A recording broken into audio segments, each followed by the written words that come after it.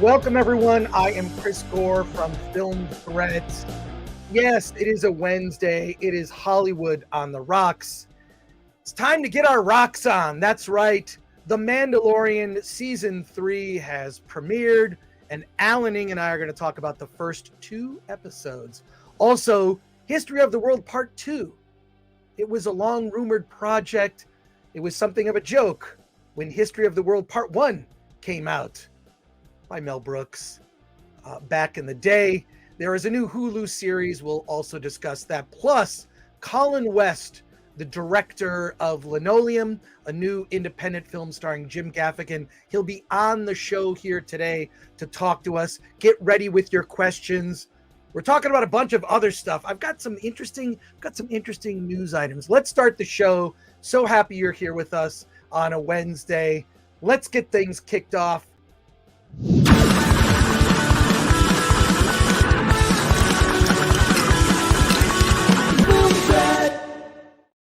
Where is Alan? I thought Alan is.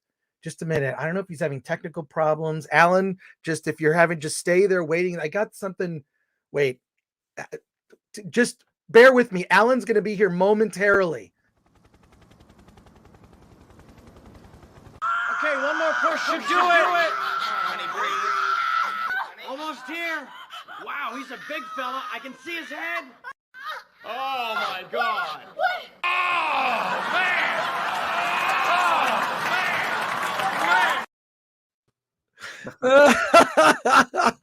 You know, the irony is that might actually be the hospital I was born in.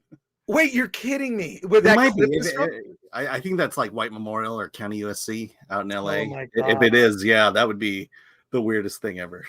Oh my God. Well, Alan, I'm happy you're here, whether you were birthed fully as a grown adult, which is Yes. how I like to think that you were born, or just being here hanging out, whatever. I know we've had technical problems lately, and of course, we'll just have fun with it. So there you go. Before we get into it, we're going to talk about, of course, all those things, Mandalorian Season 3, History of the World Part 2, among a few other things I want to get to. Let's see who's in the chat with us today. Who is here? Hello, Mike MC Wong. I refuse to see it until they rehire Gina. Well, you will never see it. My guess is that won't happen. Lord Thoth, hi, everyone. I was very disappointed. We'll get into it. We'll get into it for sure. More MAGA says it's god-awful. Greetings, film lovers, says Solomon Thornton. Also, Hank VP says Alan is better than Gru. Alan is greater than Gru. Well, if Grogu, that's right. If you could tell from the thumbnail, Alan makes a little, because if you look at it just briefly, you're like, oh, that's Baby Yoda. And then you look close, it's like, oh, that's Alan's face. Yeah, I was trying to figure that one out. Look closely at our thumbnails. You gotta look real close. Glinuccio is knocking it out of the park on our thumbnails. Red Terror 1978 says, let's go. Mario Ruiz says, sup. Sifax, hey, Sifax. How's it going? Hail, Chris and Alan. Can't unsee, says Snakes and Funerals. Elliot Cecil here for $1.99 super chat says, just watched Phantom Thread. Great gothic romance. I would agree. Alan is the one with the force, says JTPRX. Leo Cody is here, who did that. He did that video that you saw at the beginning. He's done many amazing graphics for the show.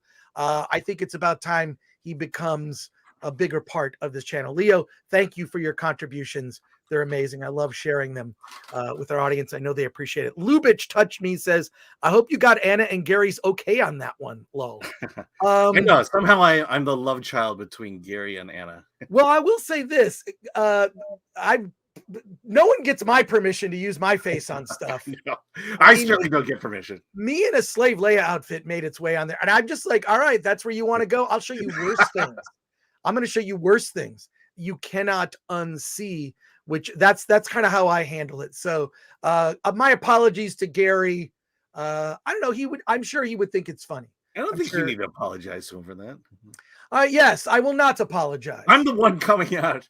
But let's talk about really quick before we get to the Mandalorian, an interesting story that passed my desk. Do I want to say desk? Just an interesting news story. and I want to share screen here because this ties into just a lot of things that we've been discussing. Oh, first, yeah, I want to show you this. There, I am loving all of the MODOK memes. Yikes. MODOK, mechanized organism designed only for cocaine. Cokehead from Marvel Studios. Now, that is something I will watch. I mean, considering how well Cocaine Bear did, I mean, why not MODOK Cokehead? Cokehead is like perfect. Someone posted that in our Discord. If you're a member of the channel, you get access to our Discord. You can just continue the conversation there. Yeah, the link is in the community tab. Exactly. So there you go. But there was something else I wanted to share really quickly because I just thought it was came from a very bizarre source too, but I'm going to share it anyways. Where is it? I had it here. Alan Stahl for me. Oh, here we go. Yes. Hey, by the way, I'm a week into the having the highest viewed review on Film Threat. What is that? Which would be my Jesus Revolution review. Jesus Revolution. Well, I don't think a lot of other movie websites are reviewing the film. Yeah. I actually had found a friend who does this quite a bit. He quoted me on it, and semi-proud of that. Well, be semi-proud, Alan. Yes. Be semi-proud. One thing I got to show you something. So I don't check our Film Threat mailbox all that often. Okay. I just because I don't go into LA as much as I used to. Yeah. So it's maybe like once a month I'll go in there. And COVID hell down there too. So. Shucksy sent us, Shucksy sent us a Valentine's card. And he says, open on February 14th. That's how I don't check the mailbox all that often, but I'm going to open it up. I'm sure it's a delightful card. Shucksy likes to send us all sorts of, it says happy Valentine's Day to the two of us. I assume to the two of us. And it's a very nice note. It might be private. So I'm going to keep it on the private, but I'll share it with you. I'll share it with you, Alan. So Shucksy, thank you for that. And then another thing I want to show you. So I go to the AMC Burbank 16 every week on Thursdays to see movies. Sometimes I'm there midweek and ran into a guy. I don't want to reveal who this person is because they may want to be private, but I run into a lot of people who work in the industry. And I ran into a prominent producer who watches this show, watches us on the show. And they recently had a pitch meeting with for a Disney Plus show. And while they were on the Disney lot, they stopped by the gift shop and picked up something. He says it's for me, but I'm going to give it to you, Alan. It is a fully Mickey Mouse. This person, this he got at the Disney gift store when he went to pitch this Disney Plus show, and it is a full rainbow Mickey Mouse. Alan, this is yours. Aww. There it is. It's now in the corner of the room. But this producer was also talking to me and saying, like, your Disney Sparkle idea is actually it's a good concept. It's an interesting concept because it would be a way to kind of just like have people that love that stuff can enjoy it, and people that don't, have an issue, well, they can just stick to regular Disney. Introducing Sparkle.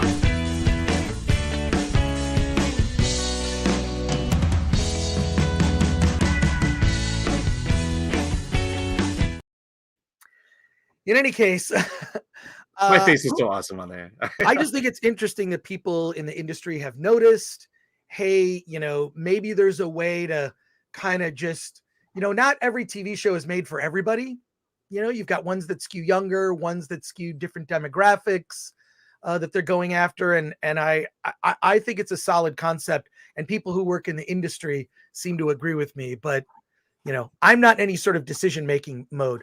But real quick, I want to get your thoughts. I just want to say I'm all in on yellow Tinkerbell there. Yellow Tinkerbell? Yeah. I saw that awful trailer. You're talking about Peter Pan and Wendy? Well, I'm talking about the Disney Sparkle thing. Yes. I'm, like I said, all aboard on yellow Tinkerbell. All right. Well, there you go. I mean, look, whenever they do race swaps of classic characters, rarely do they ever insert an Asian person. Am I wrong? They don't. Yeah, they don't. Yeah, no, they don't. That's why I think when they do live action Princess and the Frog, it needs to be Simu Liu and Jenna Ortega in the lead roles there. I would watch that at never o'clock. All right, Absolutely. let's I want to share this interesting, and it came from a very bizarre source. I don't know if you can read this. Some blog called Solitaire Bliss. I don't know. Can you read that? All right. I can read the headline and see the picture. Let me zoom in on that a little bit. Let me zoom in on this. I just had it. Here it is, right here. Okay, let me zoom in so you can check this story out. It basically goes into, and I think this is why we're seeing diminishing box office, people canceling streaming services. It is expensive to be entertained. Okay, so this was just a survey of 2,000 Americans on 13 different spending categories. 2,000 Americans. Here are the key findings. I just want to go over this. I don't want to get your thoughts and hear what the chat says. In 2022, 3 in 5 Americans, 59%, declined some activities with friends or family because of their budget. Can I just say I'm one of those people? Yeah. I used to go to concerts all the time. Like at least once a month, I would go to a concert. Rare. I'm going to a concert in May at the Rose Bowl, but I just don't. 71% say inflation has impacted their entertainment budget in 2022. Americans plan to spend less in 2023 on their top spending category in 2022, which is restaurants, bars, and clubs. Utah spent more on entertainment than any other state. I'll tell you, I'm not surprised. It's really inexpensive to live in Utah. Really inexpensive. But and then it goes on. It ranks the states that spend the most on entertainment. At number 1 is Utah, number 2 Colorado, number 3 California, and they're close. They're very close. They're in the 90 plus percentile. Maine was another state spends a lot on entertainment. Alabama, number 5, number 6 Connecticut, number 7 Nevada, 8 New York, 9 Maryland, 10 Illinois, and Virginia. Not only is Utah the most entertained state, but Utah has a lot of variety when it comes to entertainment. It topped the list in 5 out of the 13 entertainment categories, with Utah residents spending the most of any state on streaming services, live TV, music streaming purchases, sporting events, movie theater visits, shows. So there's a little handy chart here. I'll share the link in the description so you can break this down if you like, or just take a deeper dive into this. I don't want to spend a whole lot of time, but it's interesting when you look at this, because this to me is part of the reason that I don't think the box office has fully bounced back. Alan, what are your thoughts on some of these statistics? Yeah, I mean, I'm definitely in the over 2,000 a year. I'm over 2,000. Yeah. I mean, but it's definitely. also, we can write it off. Yeah. Right? It's tax deductible for us, but yeah. See, I don't get, I'm not privy to what we talk about here. So I'm just kind of thinking it over right now, but I mean, it is getting expensive. And right now with the way inflation's going, I'm feeling a pinch, and I'm considering, what do I keep? What do I not keep? And I've been kind of making a few steps toward that most recently. It's and what do you mean? Yeah, why don't you talk about it? Because I need to think about it. What do you mean you're not privy to what we talk about? I do a show notes like program. I know, but I don't know exactly your thoughts or the direction of the conversation. Well, you didn't know, for example, that you would be birthed alive as a fully formed man. I hid that from you. Yes, you did. Leo Cody. I hid that from you. But no, look, I just think it's like, look, I definitely spend way north of $2,000, especially if you include like parking, refreshments. I don't subscribe to every streaming service. And what I usually do is, if there's something on Peacock that I want to see, I'll subscribe for 1 month and then unsubscribe right away. I do that. I do share some passwords with some people to cut down on the budget. I think almost everybody does that, because we're back to the whole thing of like cutting the cord was your ability to, you cut the cord. Why? So you can spend less. You just see what you want. You can go a la carte. The way I see things shaking out is that I think that a lot of people are, I think what's going to happen is some of these streaming services are going to merge. You're going to see some big mergers. I think Apple TV Plus, which has a couple good shows, decent stuff, but it doesn't have like the huge library. I think they're going to swoop in and grab one of these other companies. Who knows? It could be Paramount, whatever, or something. And I think what you're also seeing amongst the streamers is they're now sharing content with each other.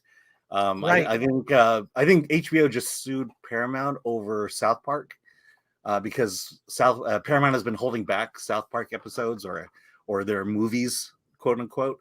Interesting. But you know, like History of the World Part 2 is going to be on Disney Plus. It'll also be on Hulu. Oh wait, they're putting it on both? Yeah. That's well, I was told it was both, but I did see the poster, the Disney Plus poster, where they're showing History of the Part 2, and this is not a Disney show by any means, and is not for children in any way. All right.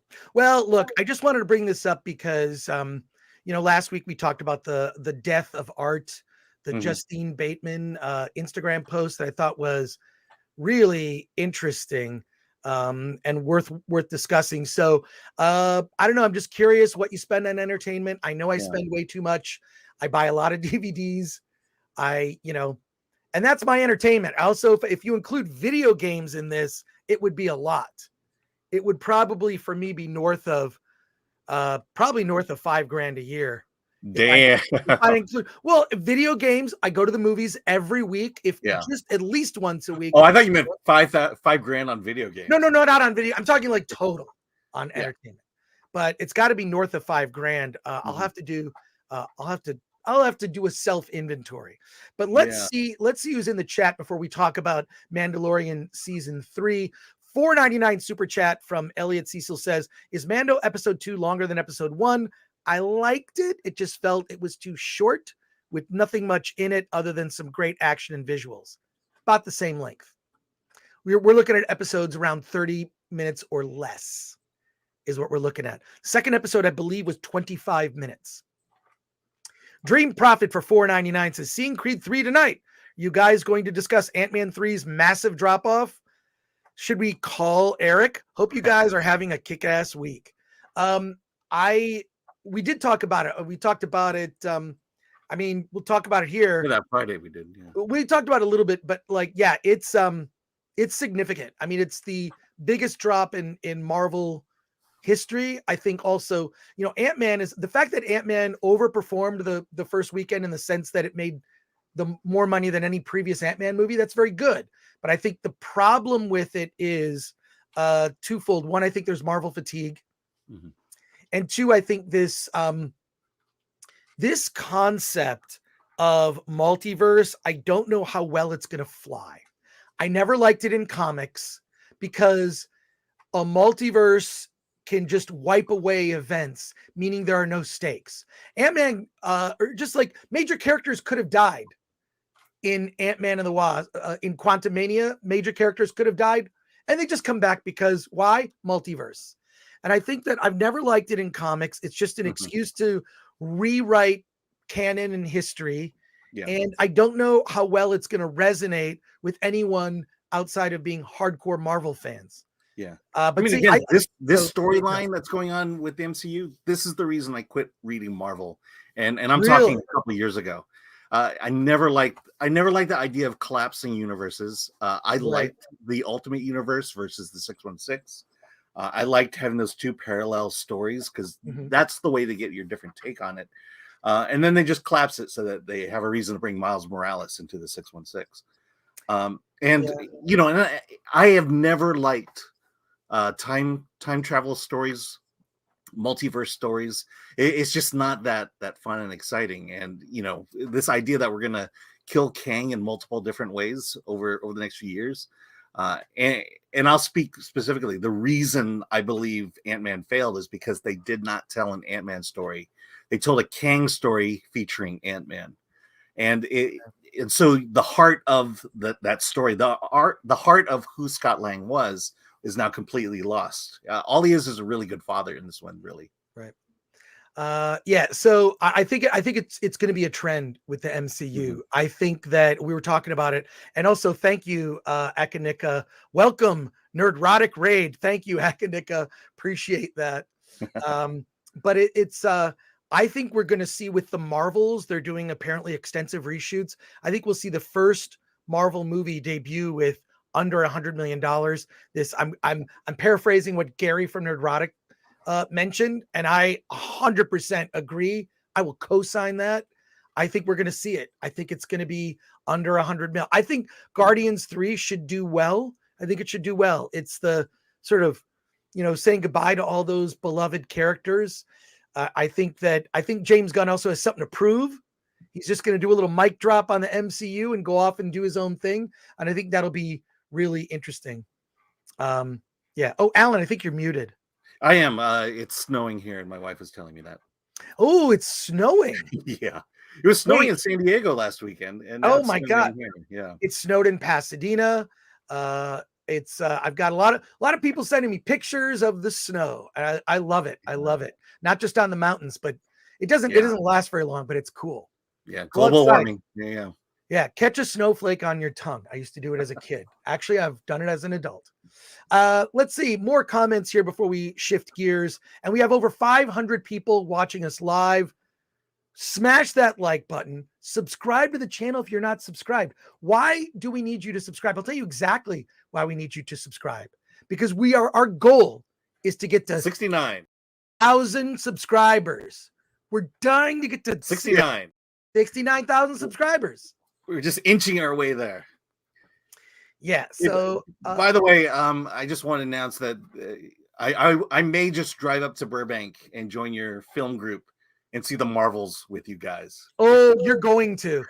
That's in November, dude. I know, but our way to support the movie. Well, hopefully by November you'll have your room painted, Alan, because it will be.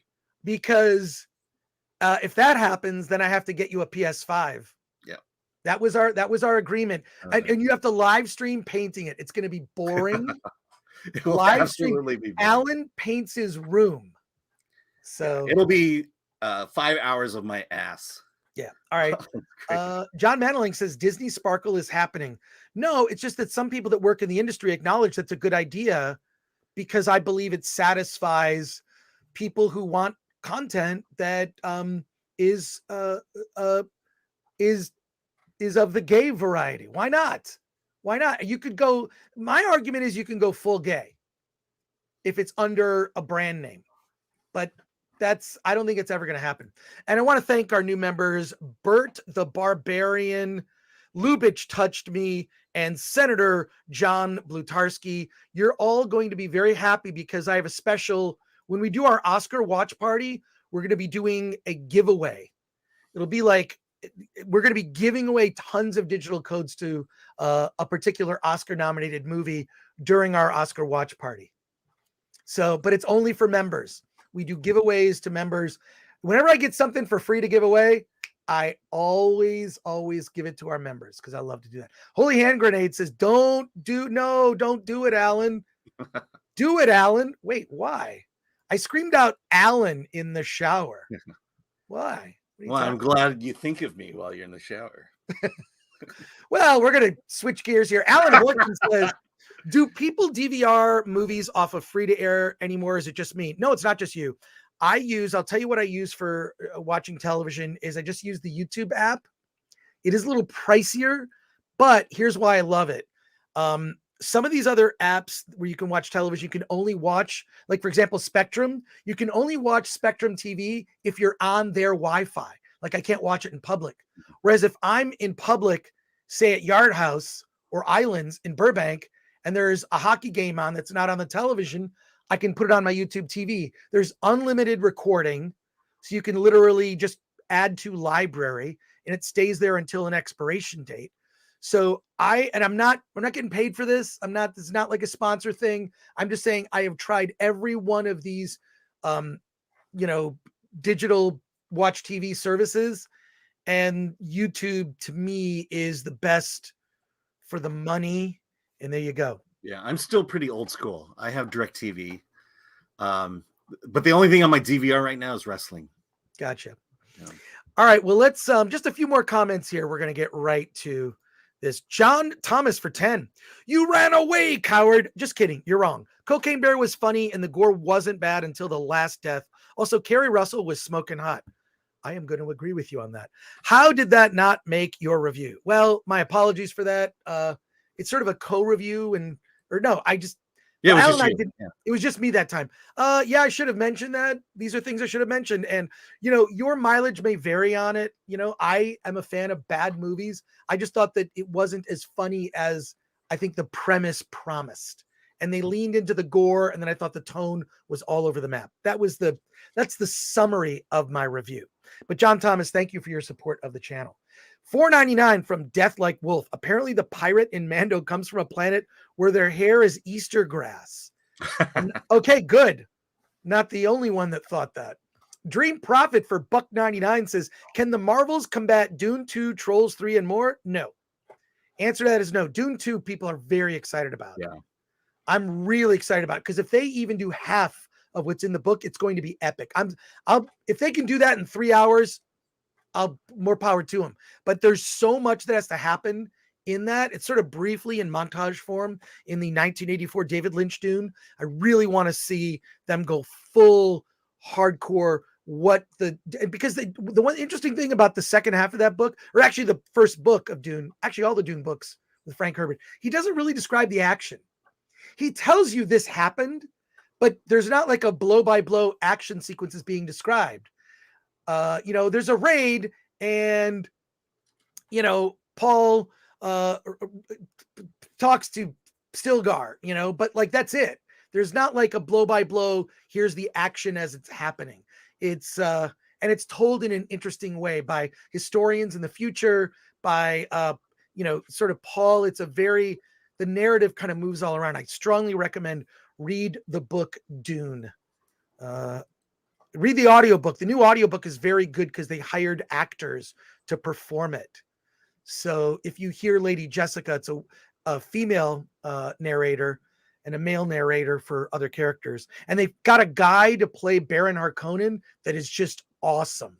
They modulated his voice. I think it's better than in the movie, frankly. Dave T. Geek for 5 says, literally the only reason for a multiverse would be to do full crossovers with non-MCU Marvel, like No Way Home, not for Kang or cameos like Doctor Strange. The thing is, if they do a multiverse, you know what I want to see if they do a multiverse?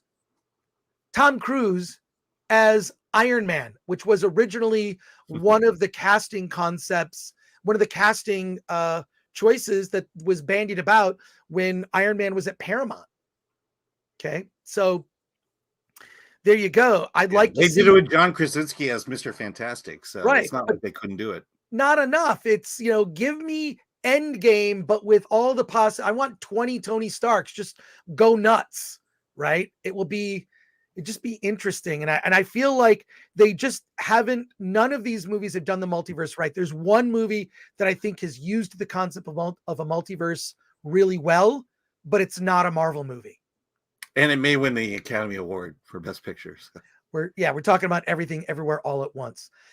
Death Like Wolf for $1.99. Time travel is a cheap, lazy plot device. Well, I look, Back to the Future. How do you do a time travel movie that's better than that? I don't know that there is one. Hot Tub Bill Time and Ted's Excellent Adventure.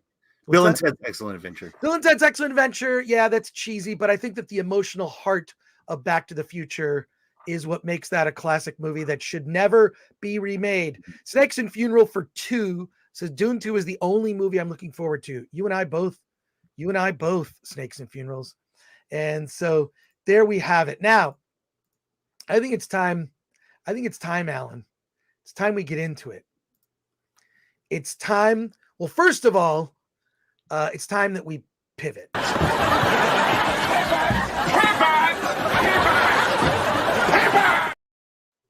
All right. Time to talk about The Mandalorian Season 3, Episodes 1 and 2. I only saw episode 1. So what's that? I've only seen the first episode. So I've seen the second.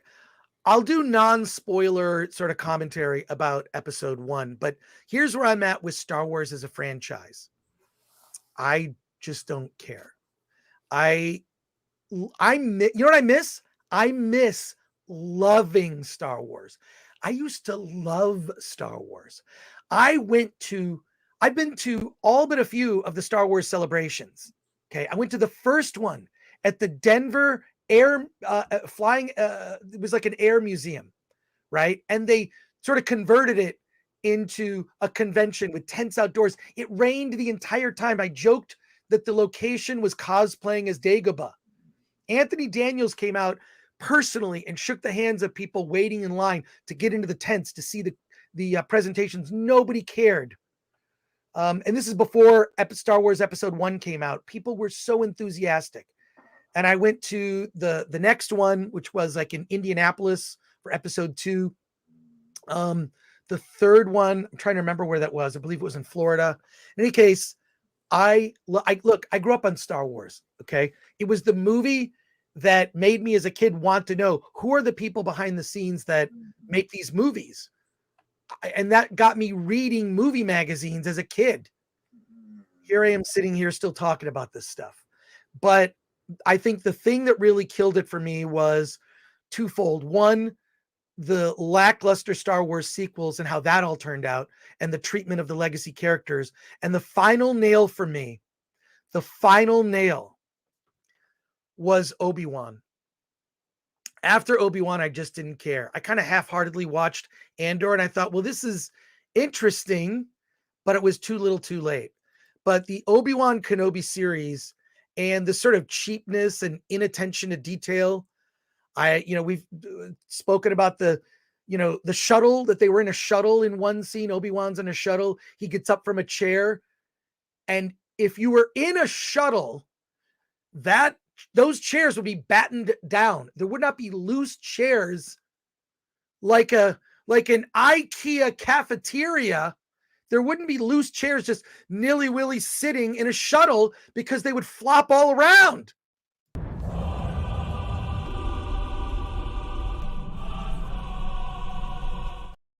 Awful. Just awful, folks. So at least, what we've seen with The Mandalorian, a glimmer of like, oh, this kind of feels like the old Star Wars, which is a Western. It's a Western with laser swords and blasters. That's what it is. Getting down to the roots. That's the heart of what Star Wars is. Little samurai movie influences. It's sort of like everything thrown into a blender, and in terms of pop culture, science fiction, and whatnot. And here we are. And you could talk about aspects of the show that are bad. It feels very episodic. It's one task to the next task, to the next task, to the next task. Gary from Roddick mentioned, I agree with him. It just feels like a video game.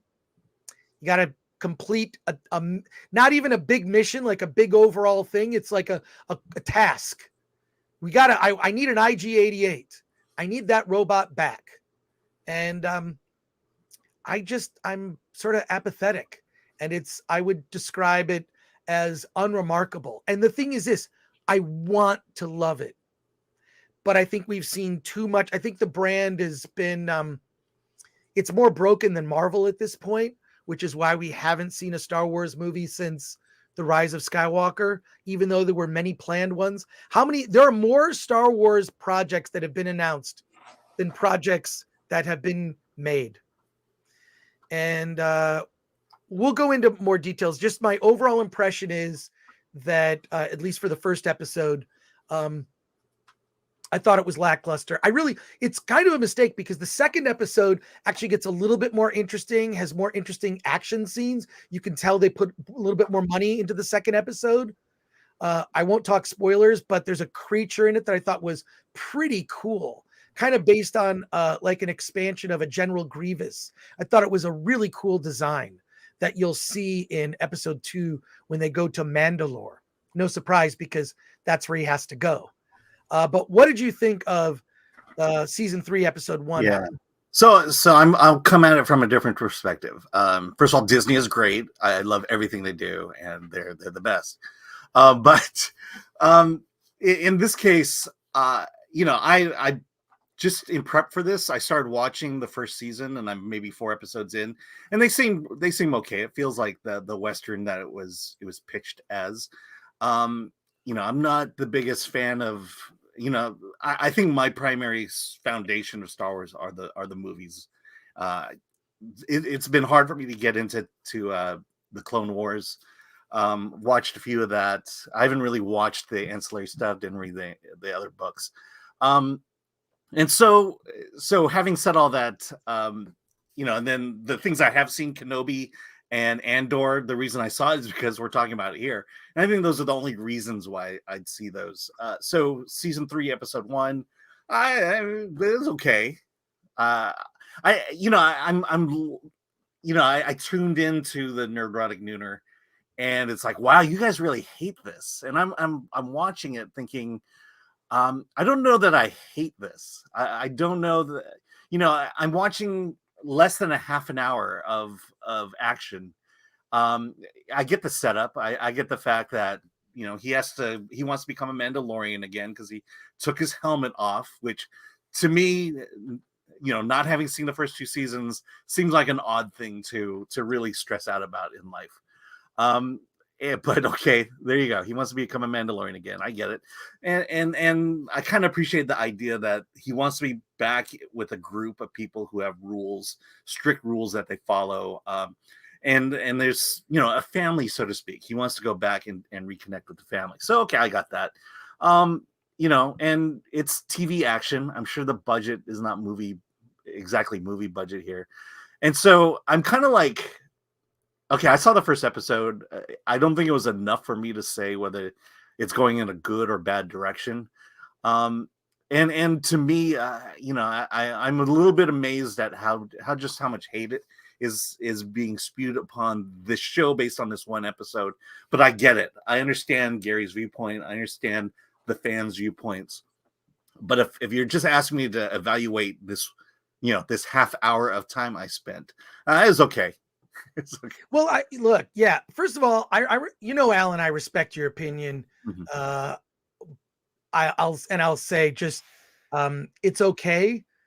That's like saying it's terrible. I think from a perspective. Hey, it's weird. We exactly have 669 people watching at this moment. I just thought I would point that out.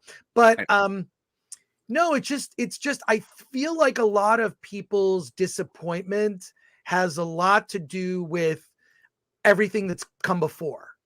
Yeah. I was looking through the chat and highlighting your comments. We'll get to your comments, but a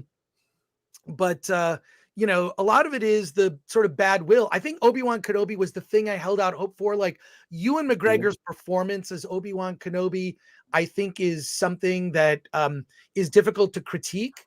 I think it's great, right? Like I just enjoy it. Yeah, he was Obi-Wan Kenobi. He was Obi-Wan Kenobi. I think he nailed it. He got all the intonation of Alec Guinness. It's a young Alec Guinness. I don't know how he ages. I don't know how he ages into that in 10 years. But I think everyone really, like, everything that you could talk about that was bad about the prequels, there are a lot of good things as well. And one of those was his performance. And I think the Obi-Wan series turning out as poorly as it did as what's had a lot of people just check out on Star Wars. I mean, just so many aspects. The young girl who played Leia, I'm sorry, she was not very good. And the ridiculousness of her being chased by the kidnappers and how she, evaded them. Give me a break, okay? When my kids were that little, I pretended not to be able to catch them, so it was fun for them. I could always catch them. Trust me. But I will say when the Mandalorian, I don't know what we're calling him, landed on that in the little town, Mando, led by Mando. Yeah, Mando, led by, I felt like I was walking through Batuu. And all the joy and happiness I had, it's like, oh, this all looks very familiar to me because I've actually stepped in the town of Batuu, on the planet of Batuu. Look, that's what sort of led some of the cheapness of it. The first episode, I feel that they would have been smarter to debut with 2 or 3 episodes. Yeah, because the first episode was just sort of a setup. right? But I do find it ridiculous that the whole payoff to the end of season 2 of The Mandalorian was, well, I'm handing little baby Grogu, baby Yoda, Grogu, over to Luke for training, which apparently takes place. This is what I'm hearing from some other YouTube channels. Was it Echo Base Network? I may have heard of this. They said that he trained under Luke for 2 years and then was like, yeah, I just want to go back to dad. I want to go back to my Mando, you know? And, that just seems sort of ridiculous to me that like, we were going to kind of conclude this and have the Mandalorian go on other adventures. Like, no, that's, Baby Yoda is too important of an asset to simply, hand off. He's the reason a lot of people watch the show. Right. And look, I don't begrudge any of the, you love that character of Grogu. I think that it's going to get tired. Here's why it's going to get tired. Nothing bad is ever going to happen to Grogu. Grogu's never going to die. Not going to have a leg chopped off or an arm chopped off. Yes, it's kind of a stubby foot, but I'm just saying, like, no harm will ever come to Grogu. So the stakes just seem like kind of minimized. Yeah. Has he ever been put in any kind of danger? No, Grogu is in danger every episode, but nothing happens. And because we as the audience know that, it just makes it like, okay, well then why am I watching? I don't know. When it comes to episode 2, so Bo-Katan is a big part of episode 2. Let me just say Bo-Katan comes to the rescue multiple times because Mando's in trouble. And Lil Grogu goes off to get Bo-Katan to help. Aww. I will say this. I think that episode 2 is a step up from episode 1 of season 3 in terms of the action. The action is better. I just don't know why. I think it would have been smarter for them to release both. I don't want to do necessarily a blow by blow of the action, but there is a new creature that's introduced that I thought was very clever. Something George Lucas might have thought of in the day, and something, dare I say, new, but a familiar element. And I thought that was clever. Beyond that, here's the other thing that I thought was troublesome for me was the lore, right? Mandalorians have all these rules. We were a great people at one time, nemesis towards the Jedi, a different order, sort of steeped in religion and tradition and ritual. There's that ritual that's at the very beginning where the young boy is, almost devoured while going through the ritual of putting on a helmet that he'll keep on for the rest of his life. And I thought to myself, as that scene is on, I'm like, oh, whose kid is that? Because the acting for that kid was so bad. He kind of was talking like, yes, I'm going to do that. It was like this, like, oh my God, whose kid is this? Is this Jon Favreau's cousin or nephew? Like, who is this kid? Am I wrong about that? That kid was bad. I'm sorry. Alan, you're smiling, which tells me that you agree with me. Yeah. Well, it's like the bar is so low for this. Maybe that's why I'm not angry with the show like I was with Kenobi. I mean, right. Kenobi was just a fundamentally horrible show, and this one, it goes back to the quality you expect from TV versus film. This is is this Buck Rogers? Is that like are we heading back to that realm of storytelling back in the 80s? Right. We enjoyed it, but let's be real, it wasn't exactly Shakespeare going on. Well, that opening scene I thought was bizarre, and what it did is there was so much about the show that was just like seen it. Yeah, there's like a format that it got me like to overthink everything about the show. Yeah, like here, let me just a couple things I was overthinking. Right. if they never remove their helmet, how do they eat? They obviously, there's a scene in actually the second episode where Mando kind of eats and he just goes like this under the helmet, like, you know, like wearing a mask on a flight and removing the mask to then have some food and then put the mask back on, which I can't believe people did that. But, you know, like, how do you get Pedro Pascal takes the helmet off. He's got a perfect mustache and a haircut he got at Supercuts. How do the Mandalorians cut their hair? Wouldn't you think they would have they would almost be like pure white, not being exposed to the sun or sunlight, right? They would just be, you know, very pale, you know, like Vader with his helmet off at the, you know, just like, I don't know, like, it just seems like the helmet would have done some damage, right? Like, or you would have come out all scarred, or like, this is what it's like to wear a helmet. Also, why do they wear the helmet? It's like, because that's the rule. Well, here's what I say about the Mandalorians have all these rules. The lore for Mandalorians is stupid. It's just, I know. It's stupid. The lore for other things, like I get the lore for Jedi, right? Like, you know, they think less about themselves, possessions, material possessions. It's a very like Buddhist. It's steeped in Buddhism and other religions. The Jedi, the you know, what it takes to train to be a Jedi, like all that stuff makes sense to me because it's steeped in philosophy. The Mandalorian lore is steeped in ritual and then pointless ritual.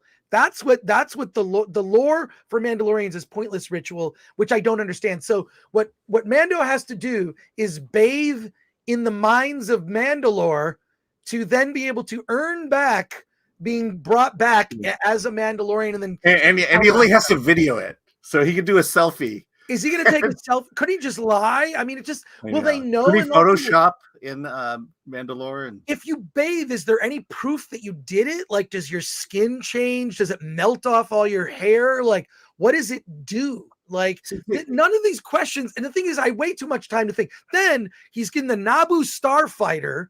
Okay, they're flying around the galaxy in the Naboo starfighter, and in place of where a protocol, or excuse me, the R2 droid, R2 droid would be, or whatever. There's different types of those droids.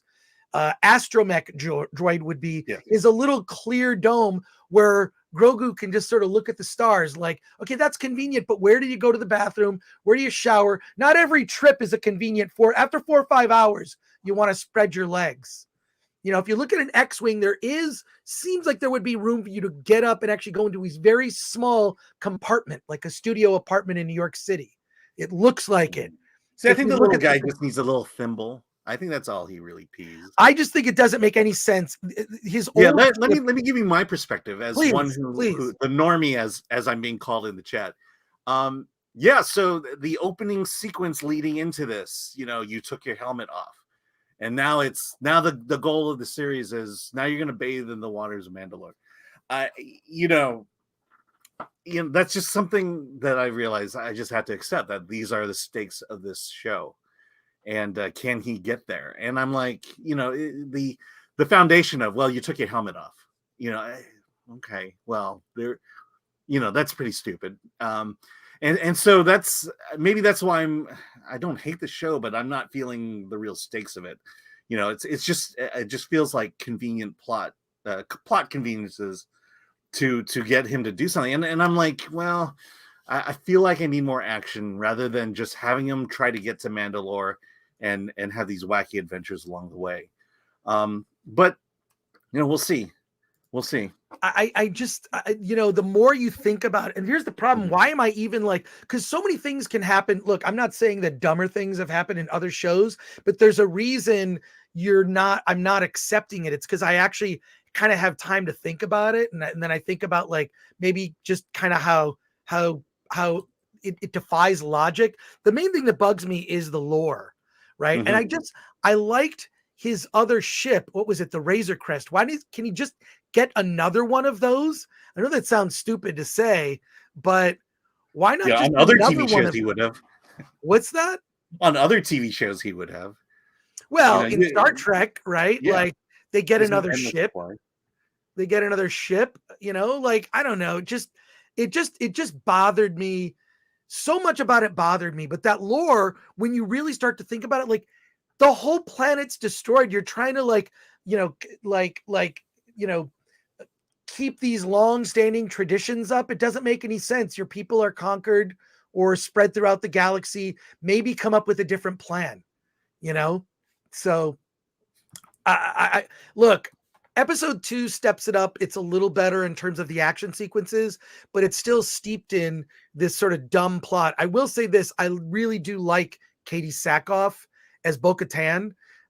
Because first of all, I didn't even realize Bo-Katan, for those that don't know, me among them, came from an animated series that I didn't watch because I can only watch so much of this stuff. I always just cared about the movies. I always just cared about what happened in the movies. What happens in other stuff, it's like, well, if it's really well done, like Heir to the Empire, I'll read that book series. But Bo-Katan came from that. I like Katie Sackhoff. But here's the other thing. When he goes to see her, she's just sitting in this completely empty palace by herself on the throne. What is she doing? And moping. Moping. She's revisited again in the second episode, and she's still on the dumb throne. Like, what are you? Does the throne have magical powers? Wouldn't you be bored? One of the things that in filmmaking, they have a thing they say like actors do called business. It's usually when like a character in a show, if you're just standing there, you can't just stand there.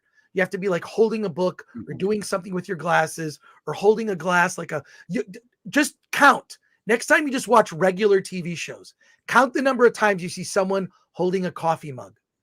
It happens a lot, more than you would notice. But a piece of business for an actor gives them something to do, so they're not just sitting there. And Bo-Katan, Katie Sackhoff as this character, is sitting on this throne doing nothing. Nothing. Why is she there? Is she waiting to receive who? Does she get a lot of callers throughout the galaxy? Why is she can go anywhere or do anything? She's got to sit on this throne. Is that like what she's supposed to do as a ritual? She's not Mandalorian following the rules. She took the helmet off. Okay. I just don't. I think it's her mental health ritual. And I'm offended that you would question that. Well, there you go. Bottom line is second episode has some better action, but the logic and why I'm watching this defies logic itself. Mm-hmm.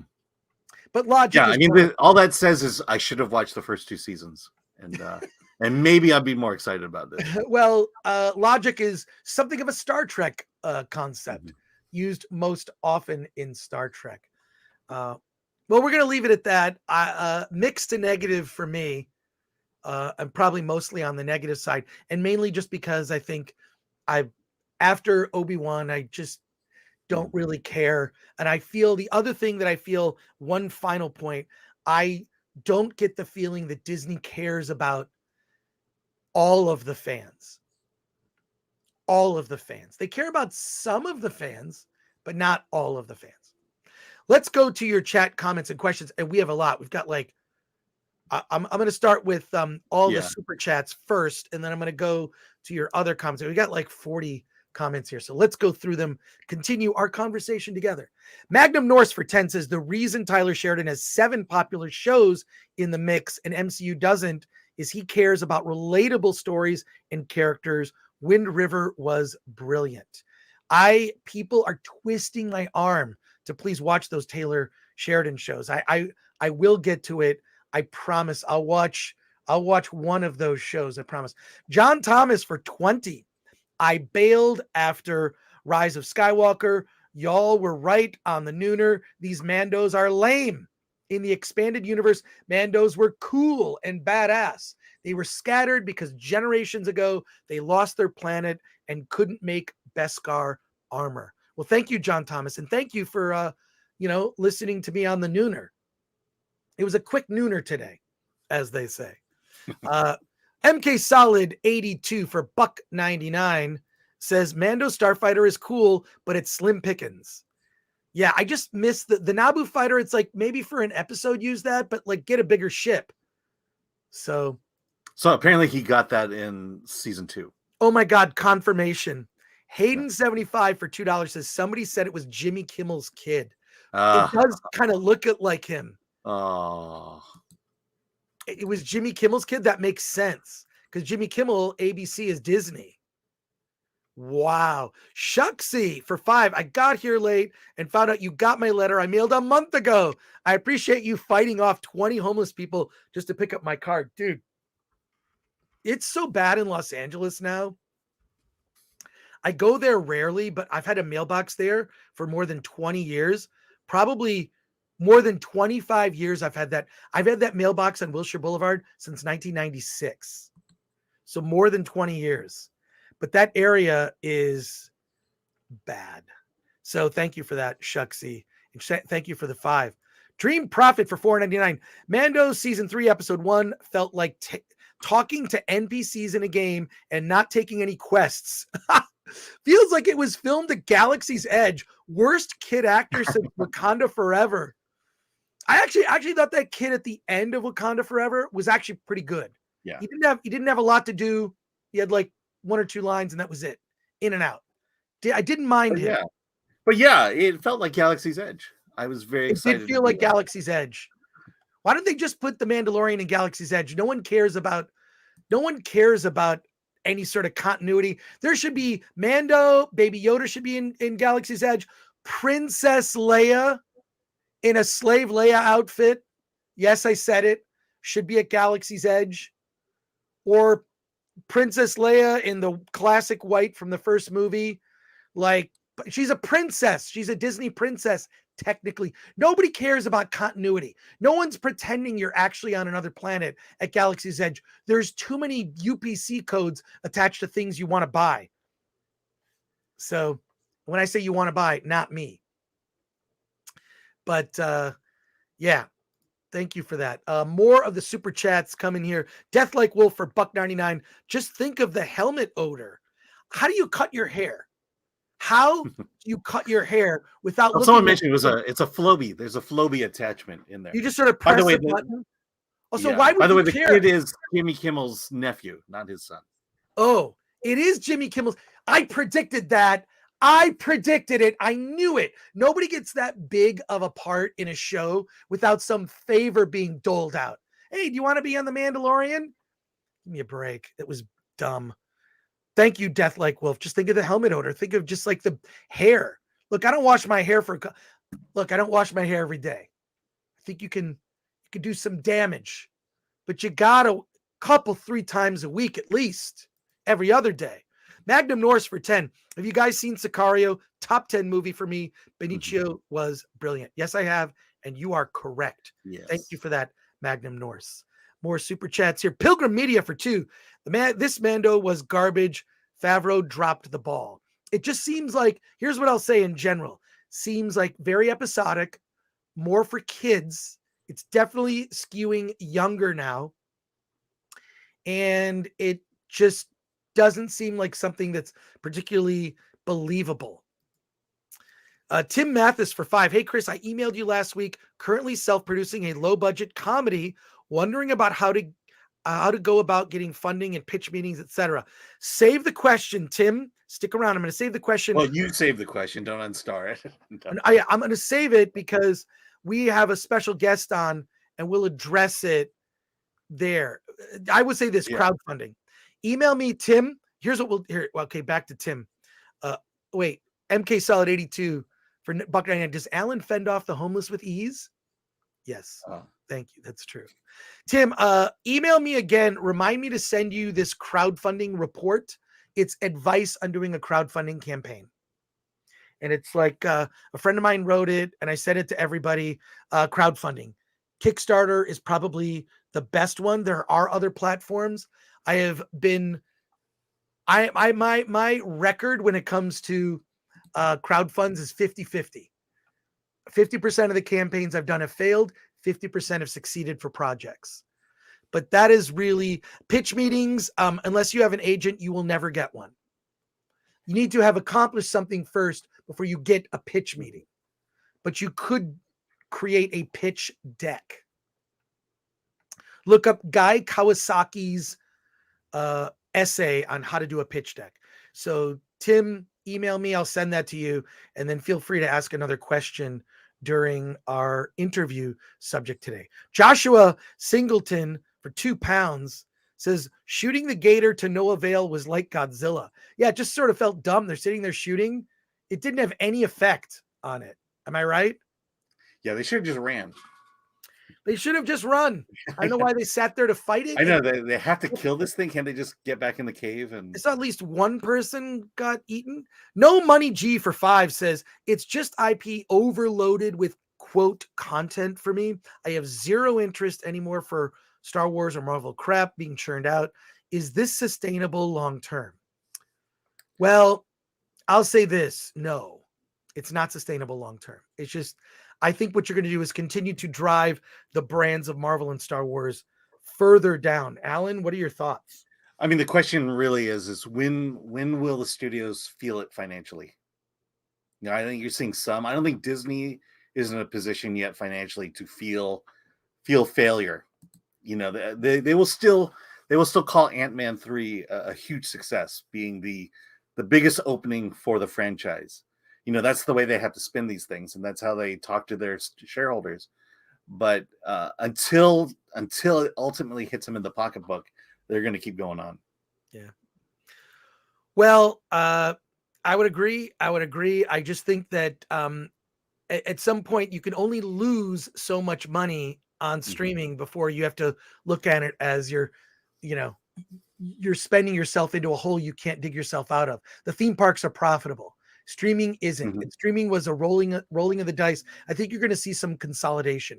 You're going to see some mergers, some libraries get bought up, and I think I could see. I mean, Disney Plus is already going through. There's an ad version, a less expensive ad version of it, which I think a lot of people are probably going to opt for. But and I don't even have problems with that. Like for Peacock, I buy the version that has ads. The main reason I have Peacock is to watch The Office. That's the main reason. It's The Office is on it. I love The Office. And what's funny is that a lot of these shows, if they really release the real numbers, more people are watching older shows than the newer shows because the newer stuff is not very good. So we're going to continue on. Obviously, super chats get priority, but there's a lot of other starred comments, and I promise we'll get to them in particular for members. I was going to say the comment you just made about Peacock is the thing that bothers me about the way Hollywood is right now. You know, you are subscribing to Peacock for The Office, and in that subscription, you are now enabling them to produce the other crap. And I think that's the same way with Netflix. I think more people are watching the older stuff, and that subscription money is now being funding the crap that they're doing. Although Netflix is now feeling the pinch. Yeah. Evar Gents for 5 says, will you guys compare/contrast the 2 Three Musketeer trailers that have come recently?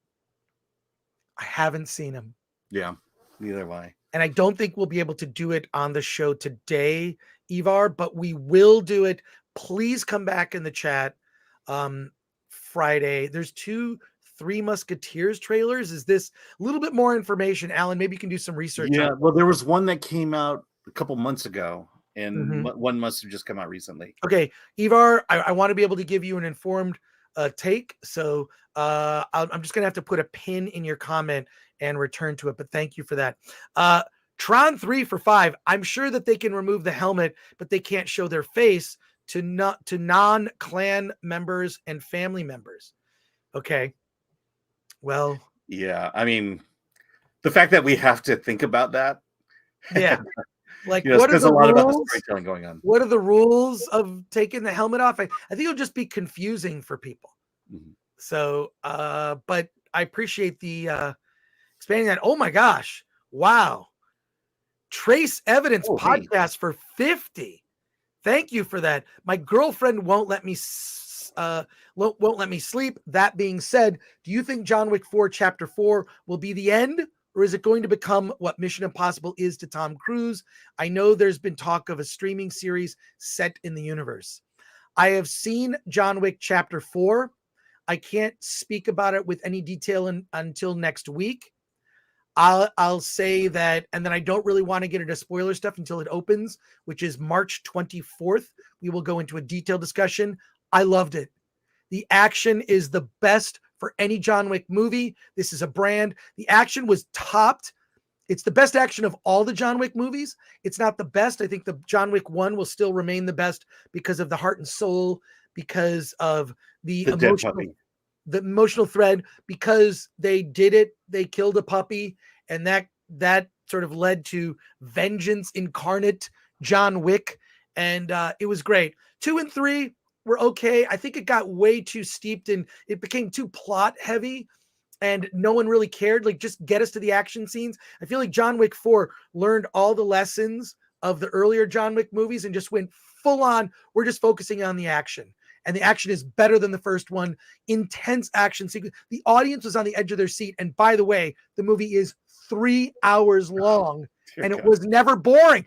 I can't wait to see it again. I'm seeing it tonight. Oh, where you seeing it? At Century City. I nice. opted for the Wednesday screening over the Tuesday one. It's so good. Oh, 3 hours though. My God. No. It earns it. And stay to the end. There's a post-credit scene. All right. That's all I'll say.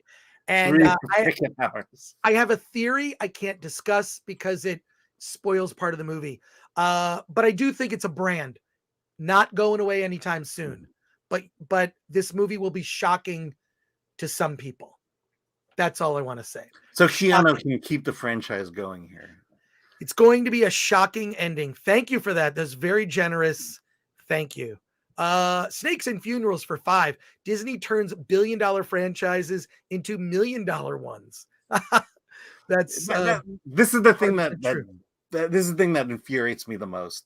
They've taken our childhoods away from us. Yeah. You know, we can't enjoy our childhoods anymore. The Wicked Plumber has become a YouTube member. Thank you for that. Haji for $4.99. You guys heard of the female reboot of David Cronenberg's Dead Ringers from Amazon? Thoughts, Chris? Don't hold back now. Cronenberg is not involved. I saw the teaser trailer. It looks terrible. I saw the teaser trailer in the original Dead Ringers with David Cronenberg. Of course, it's why am I spacing on the actor's name? It's the guy who was Alfred in the Batman v Superman. Oh, and Michael Caine. No. In the Batman v Superman. Jeremy Irons. Jeremy Irons. Yeah. That movie's a classic. Okay. He plays twins, right? I saw the teaser. It popped up in my feed. I watched it. It's interesting. They're both doctors. One's pregnant and the other one is not. And they have different haircuts or different hairstyles. I think it will be bad. Having said that, I will probably watch the first episode because I'm certain David Cronenberg is at least involved as a producer. So there you go. But I saw it was just a teaser. You really didn't see much, just kind of visual.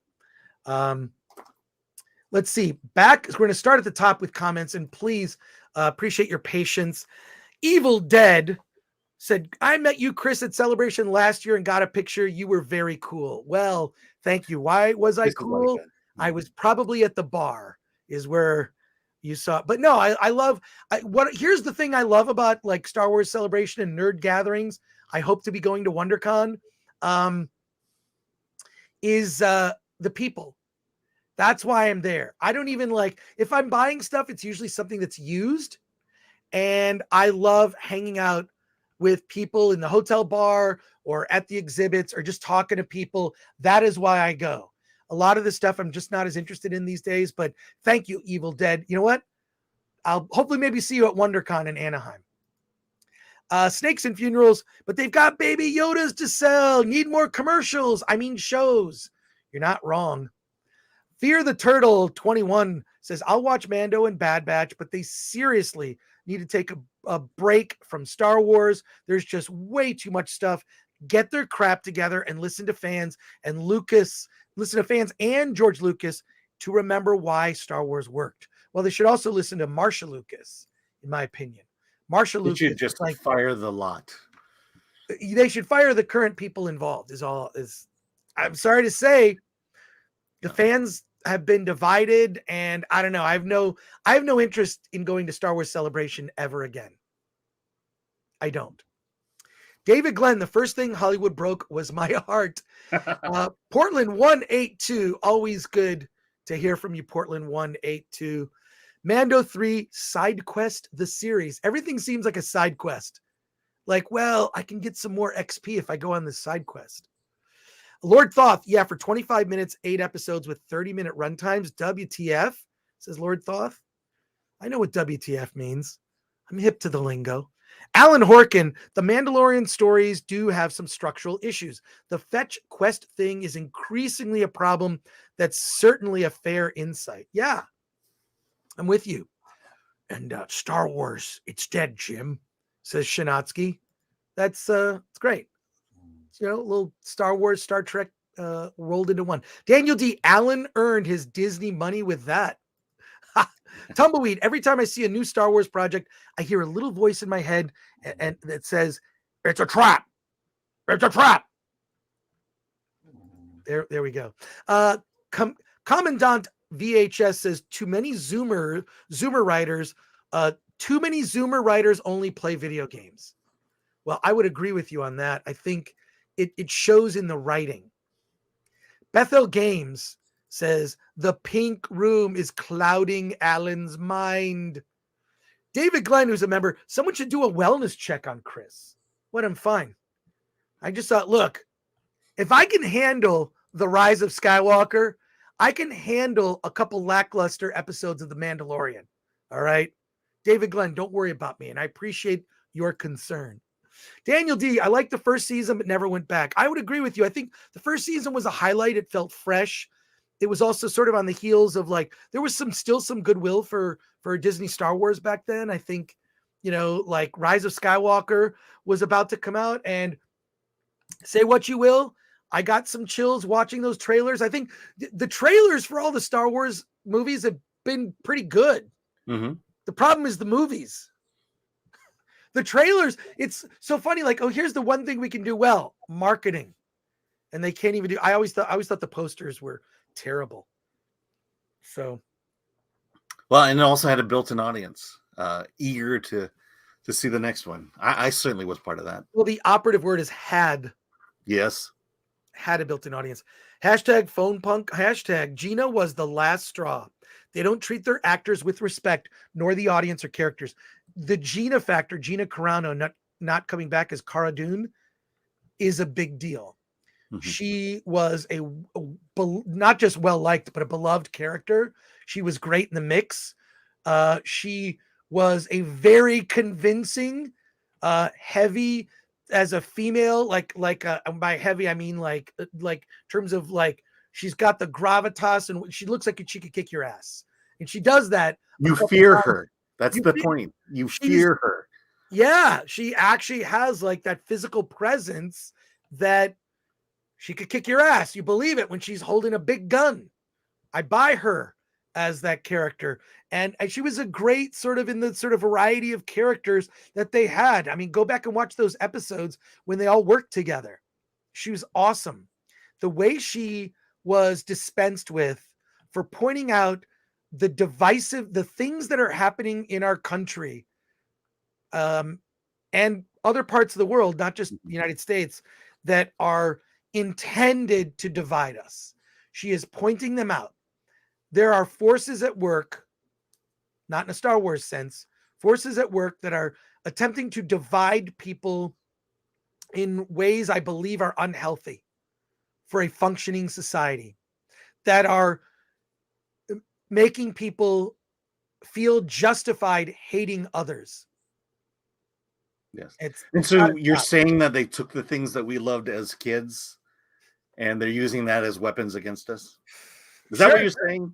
Well, no, just the way she was treated. I watched, there was a very interesting interview that Gina Carano did with Ben Shapiro sort of very shortly after she was unceremoniously let go. And I mean, it was heartbreaking to see the way she was treated, and it completely conveyed what the culture was at that company and what they think of anyone that strays too far from the dominant political ideology that you must conform to. Mhm. And to that I say, go fuck yourself. Yeah. If Her story of the apologies that they were going to force her to make is like, how is this a thing? Look, there's just one thing with just like acceptance. And you know what? I'll accept, I accept a lot of people have different views in mine. We have many people at Film Threat that have different views than Alan and I. Alan and I have different views on things. The whole point is we can coexist and hold different views. And what Disney proved as a company is you are not welcome. And it's disgusting. It's disgusting what they did to Gina and how that made fans feel. I don't feel well. You know what? I went to that Star Wars celebration. I didn't even want to go. I couldn't sell my tickets. I couldn't get rid of them. And I thought, well, this will be my swan song. I'll go to Star Wars Celebration one last time. That show is, that event is not for me anymore. It's not for me. And it's bizarre. It's just bizarre. So Phone Punk, thank you for your comment. Lord Thought says, I don't hate it. I don't love it. There are moments of true Star Wars. Then there is the other 95% of the episode. Episode 2 is better. Episode 2 is better. And some are going to complain about, girl boss coming in to save the day. That doesn't bother me. That's happened in the original Star Wars. Look at Return of the Jedi when Princess Leia goes undercover. I mean, come on. It's not a new thing. It's just that I think that we're hypersensitive to stuff like that. And it gets in the way of some potential enjoyment. Second episode, you will probably like better. Alan, let me know if we'll talk about it next Wednesday. I promise. Raylo Normie says, that's as normie as it gets, Alan. Yeah. I mean, again, I'm not as deep into the Star Wars lore that everyone else is. Alan Horkins. I'm looking at the episode as the episode and what I saw. Gotcha. And it's okay. It was okay. Some super chats here. I will get to those. Let me get to the super chats and some comments on what I just said. Hayden 75 for 5. Dana White with UFC has been trying to get Gina Carano and Ronda Rousey to go back and finally have a fight against each other. Gina's a champion. First of all, I love both of them in the ring. I've paid to see Ronda Rousey in her fights. She's awesome. I think the last one that I saw, she lost. I thought Ronda Rousey should have played Captain Marvel. Okay, maybe her acting chops not 100% there, but we would probably enjoyed it a lot better. I think that there's just so many. The problem with Captain Marvel as a character, Carol Danvers, is an unlikable actress playing that role. Katie Sackhoff would have been a much better Captain Marvel. We would actually think Captain Marvel's a pretty cool character if it were someone like Katie Sackhoff. So there you go. Yeah, but that fight, I think you're more likely to see it at WrestleMania than you are at UFC. MK Solid 82 for $4.99. Chris, my mom passed away in August 2017. Hey, I'm sorry for that. MK Solid, and my father and I went to see The Last Jedi. As you can imagine, my childhood was destroyed before our eyes. Well, my heart goes out to you, having lost a parent myself. That is never easy. Yep. And then on top of that, a bad Star Wars movie. Yeah. I would suggest not seeing Creed 3 then. What? Have you seen it? No, I saw it. Yeah. I saw it Monday. We'll talk about it on Thursday. Yeah, don't talk about it. It's already, the world's seen it already. Shh, Alan. Theaters. Ouch. I'm just saying. Thursday. Okay, Thursday. Jacob McQuaid for 5 says, season 1 of Mando took off his helmet twice, once alone and once in front of IG-11. The refusal to remove the mask is a reference to KOTOR 2's Mandalore. Well, thank you for that. I just want the lore to make sense instead of be stupid. Yeah. I mean, Star Wars was always about the lore. I mean, that's what was wrong with Kenobi. There was no lore. It was just some adventure. Yeah. Cara Dune is a real threat, says Alan Horkin. Yeah, I would agree with you. Mm-hmm. Film Philosopher says, have Gina on as a guest. Yeah, Chris. Do it. Here's the deal. Gina Carano follows me on Twitter. I follow her as well. I have DM'd her. Someday, I mean, she's laying low. Like, she did a little press when her movie came out, Terror on the Prairie. She's been laying low since then. At some point, I would love to have her on. I've never met her. We've had conversations, but I've never met her. I fully believe that we would get along if we met. And especially having seen her in interviews, she's fantastic. At some point, film philosopher, I can certainly ask. Alan Horkin, this is why TV critics on Rotten Tomatoes are excessively positive. Others just don't bother reviewing. Well, I think the thing is that most of the TV reviews on Rotten Tomatoes are based on the first few episodes. I really think what they need to do is a Rotten Tomatoes score should be after a season ends. Right? Doesn't that make more sense, Alan? Mm-hmm. Because something or make the delineation between episodes versus the series. Right. Like something, look, something can start off very good. Most TV shows do start off very good and then go south. This is every Marvel Disney Plus series has, in my opinion, gone south at the end. So yeah. Alan is a boomer, not a normie. No, Alan is I'm not Gen even X. a boomer. No, Alan's a Gen X. Gen X, yeah. Yeah, the Gen X, man. We don't give an F. That's gnarly. The Lost Tales for 10. If one wants to contact Gina, you have to contact her personal bodyguard first, Jay. Well, actually, I know Jay. I could contact Jay. I mean, we follow each other on social media.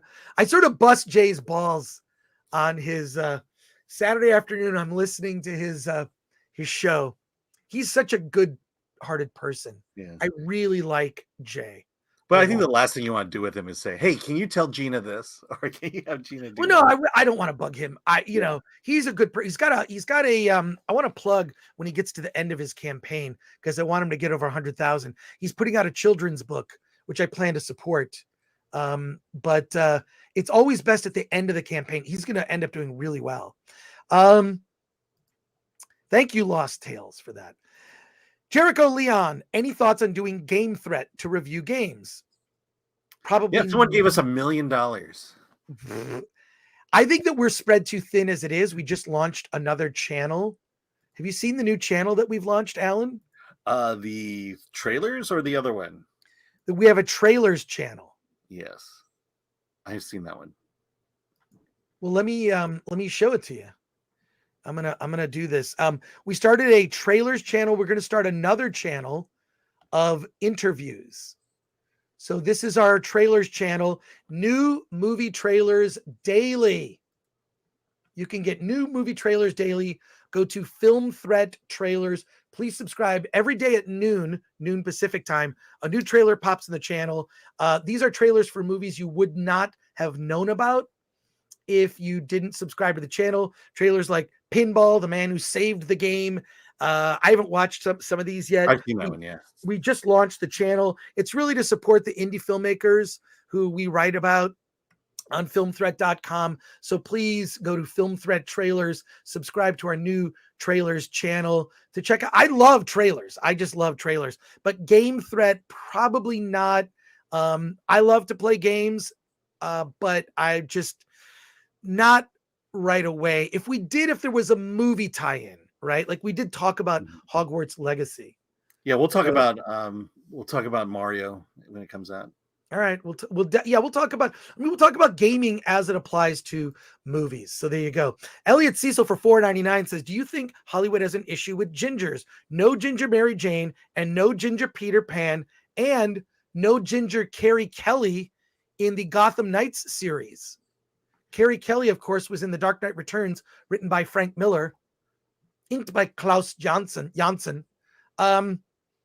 That comic book, I always loved Carrie Kelly, Robin, because Carrie Kelly was this young girl with red hair. She was like a kid who had these sort of, checked out parents who decided she was just going to help Batman and also been swapped. Yeah, Hollywood has an issue with gingers.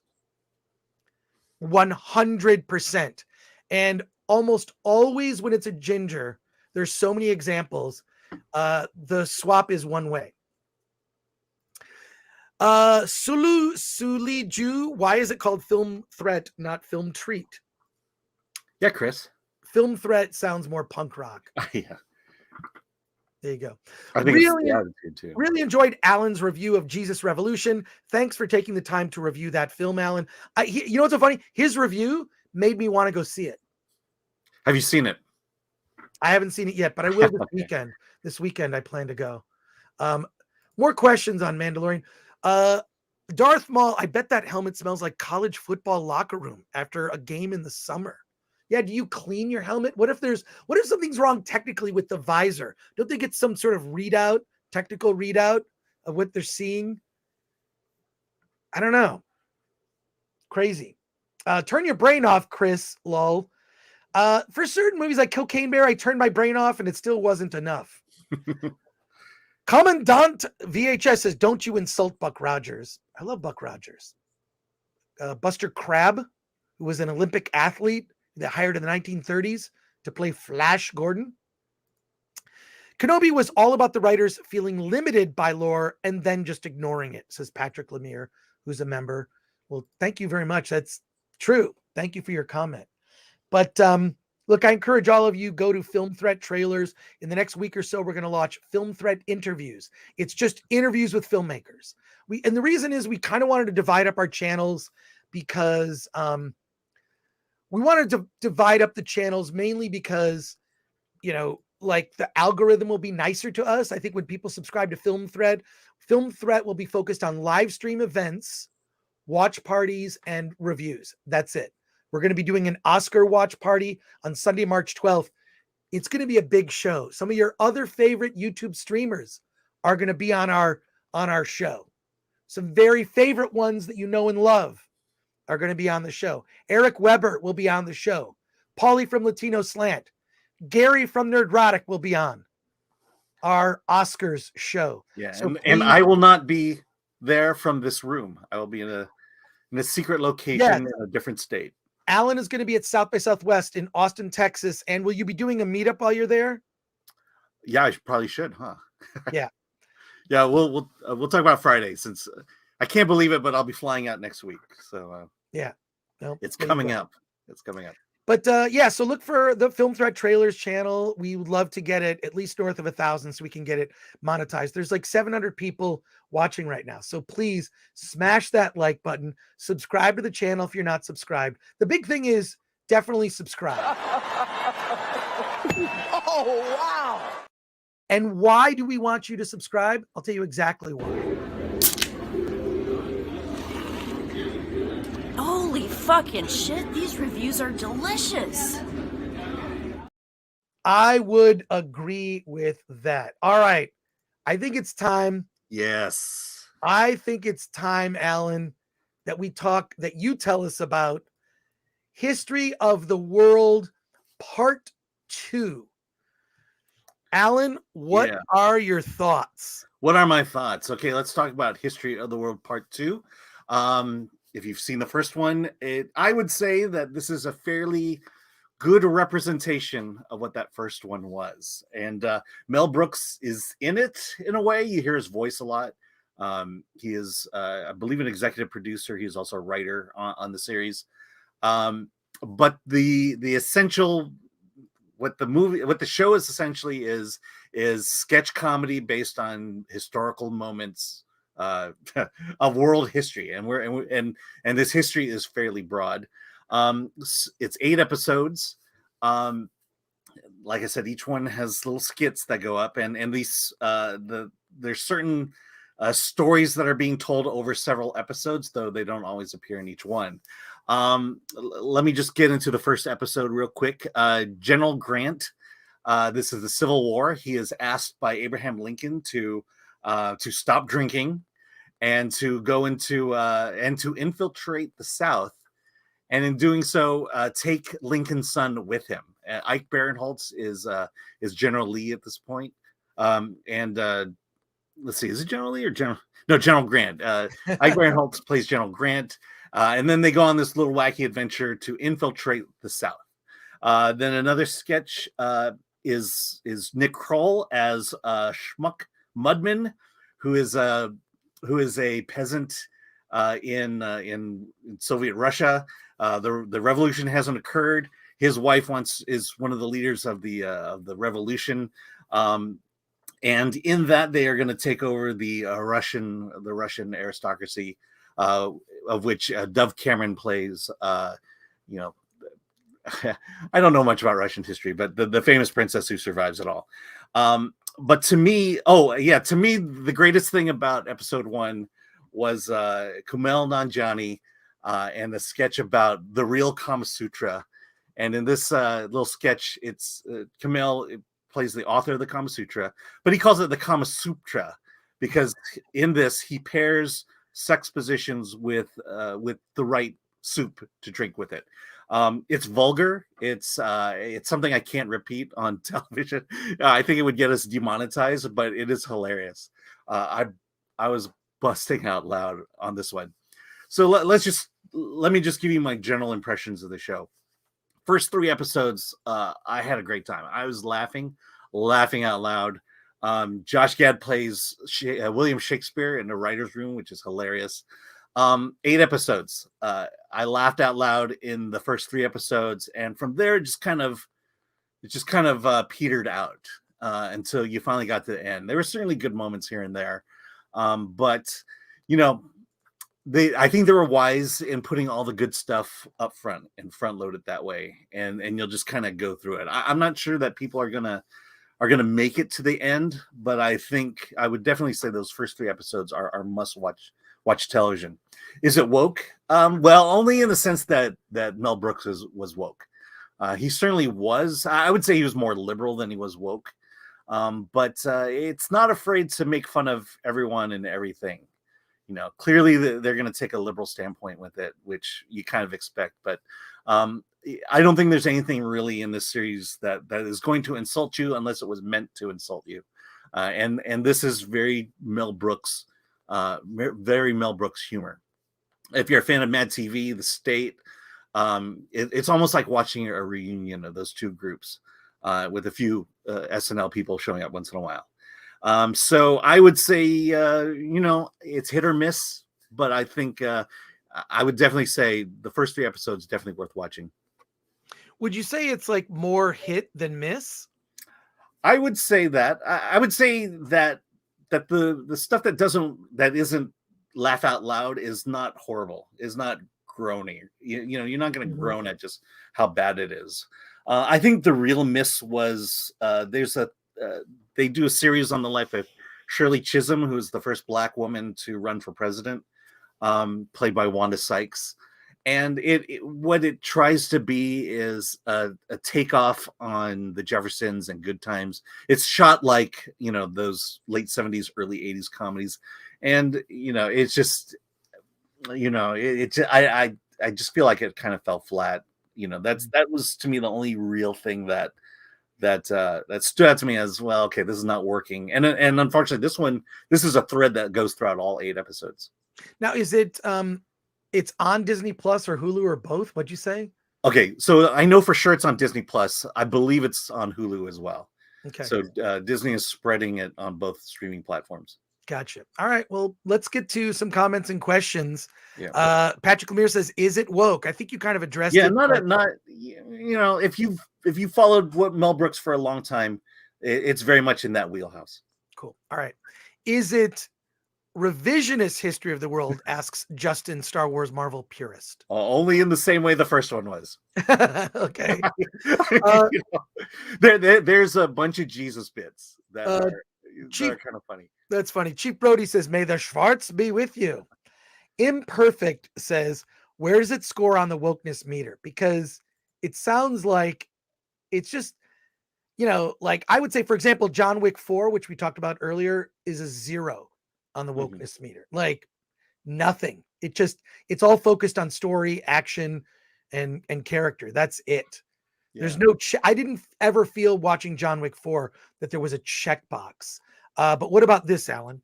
Yeah, I mean, like I said, it's fairly Mel Brooks. He's not a Republican. He's not a conservative. But he's able to poke fun at a broad base here. In terms of lecturing, I don't think it lectures at all. I didn't feel lectured to in any way. Suli Jew, an actual comedy in 2023. Yeah. And to that, I would say it's Mel Brooks. And if that's your wheelhouse, I think you're going to like this. Cool. Haji says Mel Brooks lost it way back with Dracula Dead and Loving It. That was the nosedive of his career. Hasn't been funny since. I don't know that he did that one. I don't know that was that him? Alan, can you look it up? Yeah. I think the last one I remember was Robin Hood Men in Tights. I think that was his last. That was it, yeah. His last one. Alan, Dracula Dead and Loving It doesn't really ring a bell. Like silent movie? Yeah, I mean that felt more like the Airplane guys than it was Mel Brooks. High Anxiety? Alan. I like High Anxiety. So you're look up Dracula Dead and Loving It. Just, look up Mel Brooks on IMDb. Alan, 10 seconds. It was Mel Brooks. Dracula Mel Brooks Dead directed and wrote it. He wrote it and directed it. Well, thank you, Haji. There you go. All right, stand corrected. All right. Yeah, yikes. It just isn't. You know what's so funny? Maybe there's a reason we don't remember it because it came and went.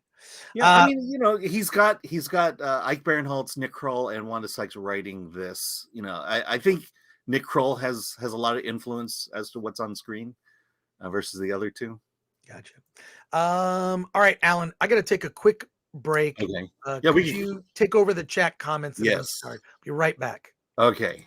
Let's see. Zavin says he directed it, but he didn't write it like Young Frankenstein. Yeah, in this case, he wrote it. He did direct it, and he wrote it with two other people.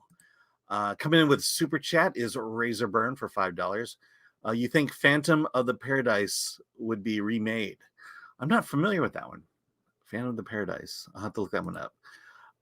Patrick Lemire. Mel Brooks produced The Elephant Man. Yeah, he can do drama. That's for sure. And produces a big thing.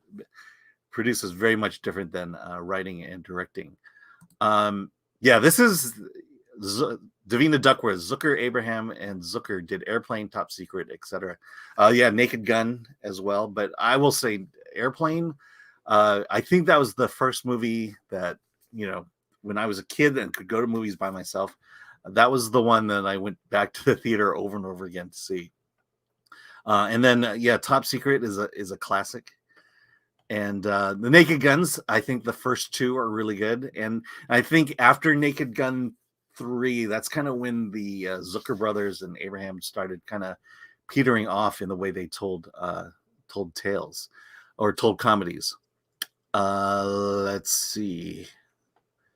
More because we have a special guest joining us in just a few minutes. So I should probably check the. Okay, let's see. Haji, Mel Brooks lost his way. Okay, we got that one. Quator. I've been waiting for this. I saw History of the World Part 1 in cinemas. What's so funny is I've actually seen History of the World Part 1 when I was a kid. And what was confusing to me was, when is Part 2 coming out?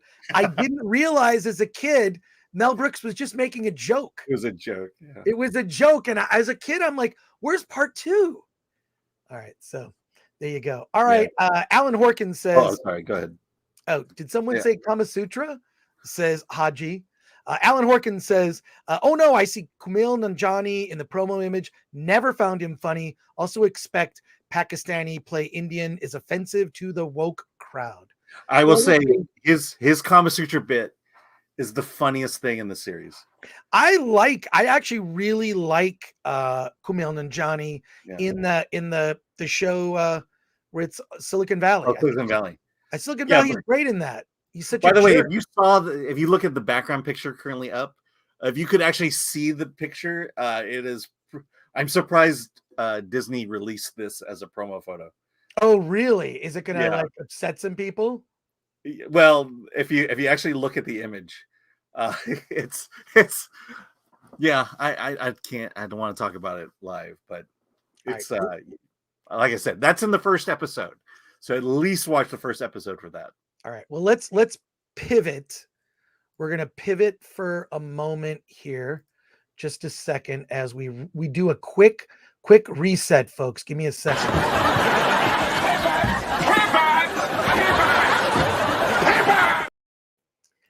As we discuss a new film out on video on demand, starring Jim Gaffigan, whose world is unraveling before his eyes. It is a bizarre and entertaining indie comedy / drama. We have the director with us, Colin West. Colin, thank you for joining us on the Film Threat Livecast. Hey, Hi, Colin. so Good to happy chat. to be here, Chris. Now, and yeah, thanks so much for having me. It's Yeah. great. You guys are like so like interactive and like full force, like in your face. It's amazing. You guys do it well. It's a good show. Well, thank you. Yeah, well, you can watch it. It's free on YouTube. Yeah, We appreciate it. absolutely. You're doing something good for the community, I gotta say.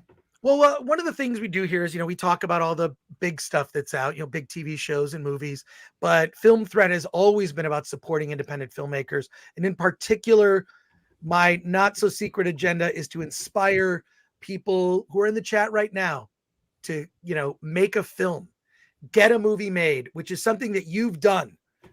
But tell us, I actually interviewed Jim Gaffigan. I think when this movie first hit the festival circuit, I was talking to Jim about it. But Sure. what led to this project? I know it was very well reviewed on Film Threat. I think, Alan, you wrote the review. Yeah, I read it. Yeah. Yeah, thanks so Yeah, much, it was- Alan. it Yeah, was- you it's a premiered great at review. South by, and that's where I saw it. yeah, we did.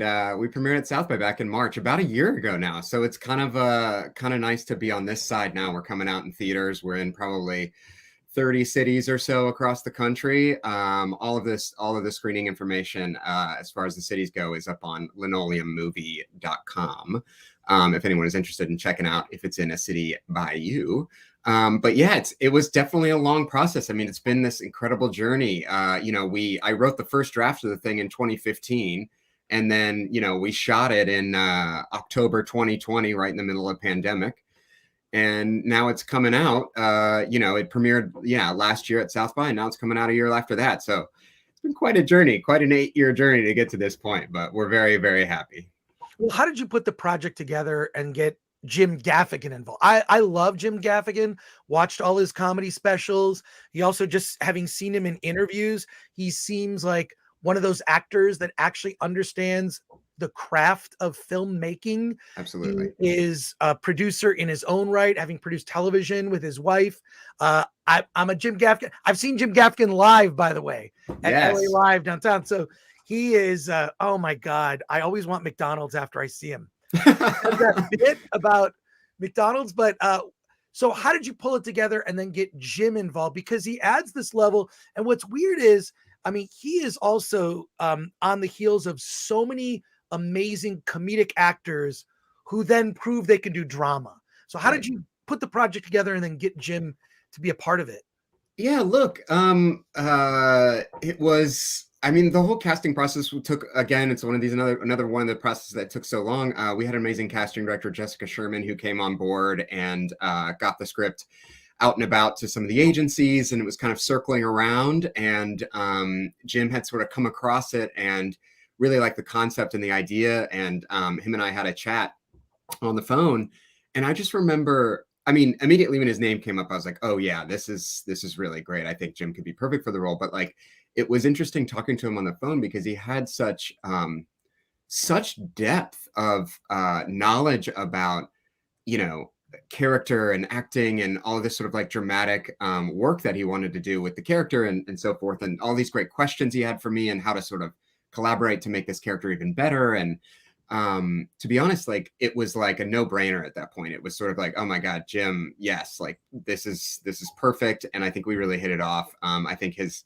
ideas sort of really were so perfect for the screen. I think there's this kind of like, obviously he's known as sort of this sort of America's funny guy, and I think that rings true, but also he has such sort of emotion and kind of like subtle resonance in his like soul that like I think that is really what we kind of got to see in this movie. And I think that's like really exciting for me to sort of show both sides, because he actually plays two characters in the movie. He plays, Cameron, which is this sort of like, he's like a host of a children's science TV show, sort of like a Bill Nye the Science Guy kind of character who kind of inspires kids about science and these sort of scientific concepts, which is kind of like, that's Jim, like that's like a really, he's this fun guy with sort of, kind of this warm soul. And then he also plays his kind of antithesis character, Kent Armstrong, in the movie too, which is sort of, he's got to put on a mustache wig and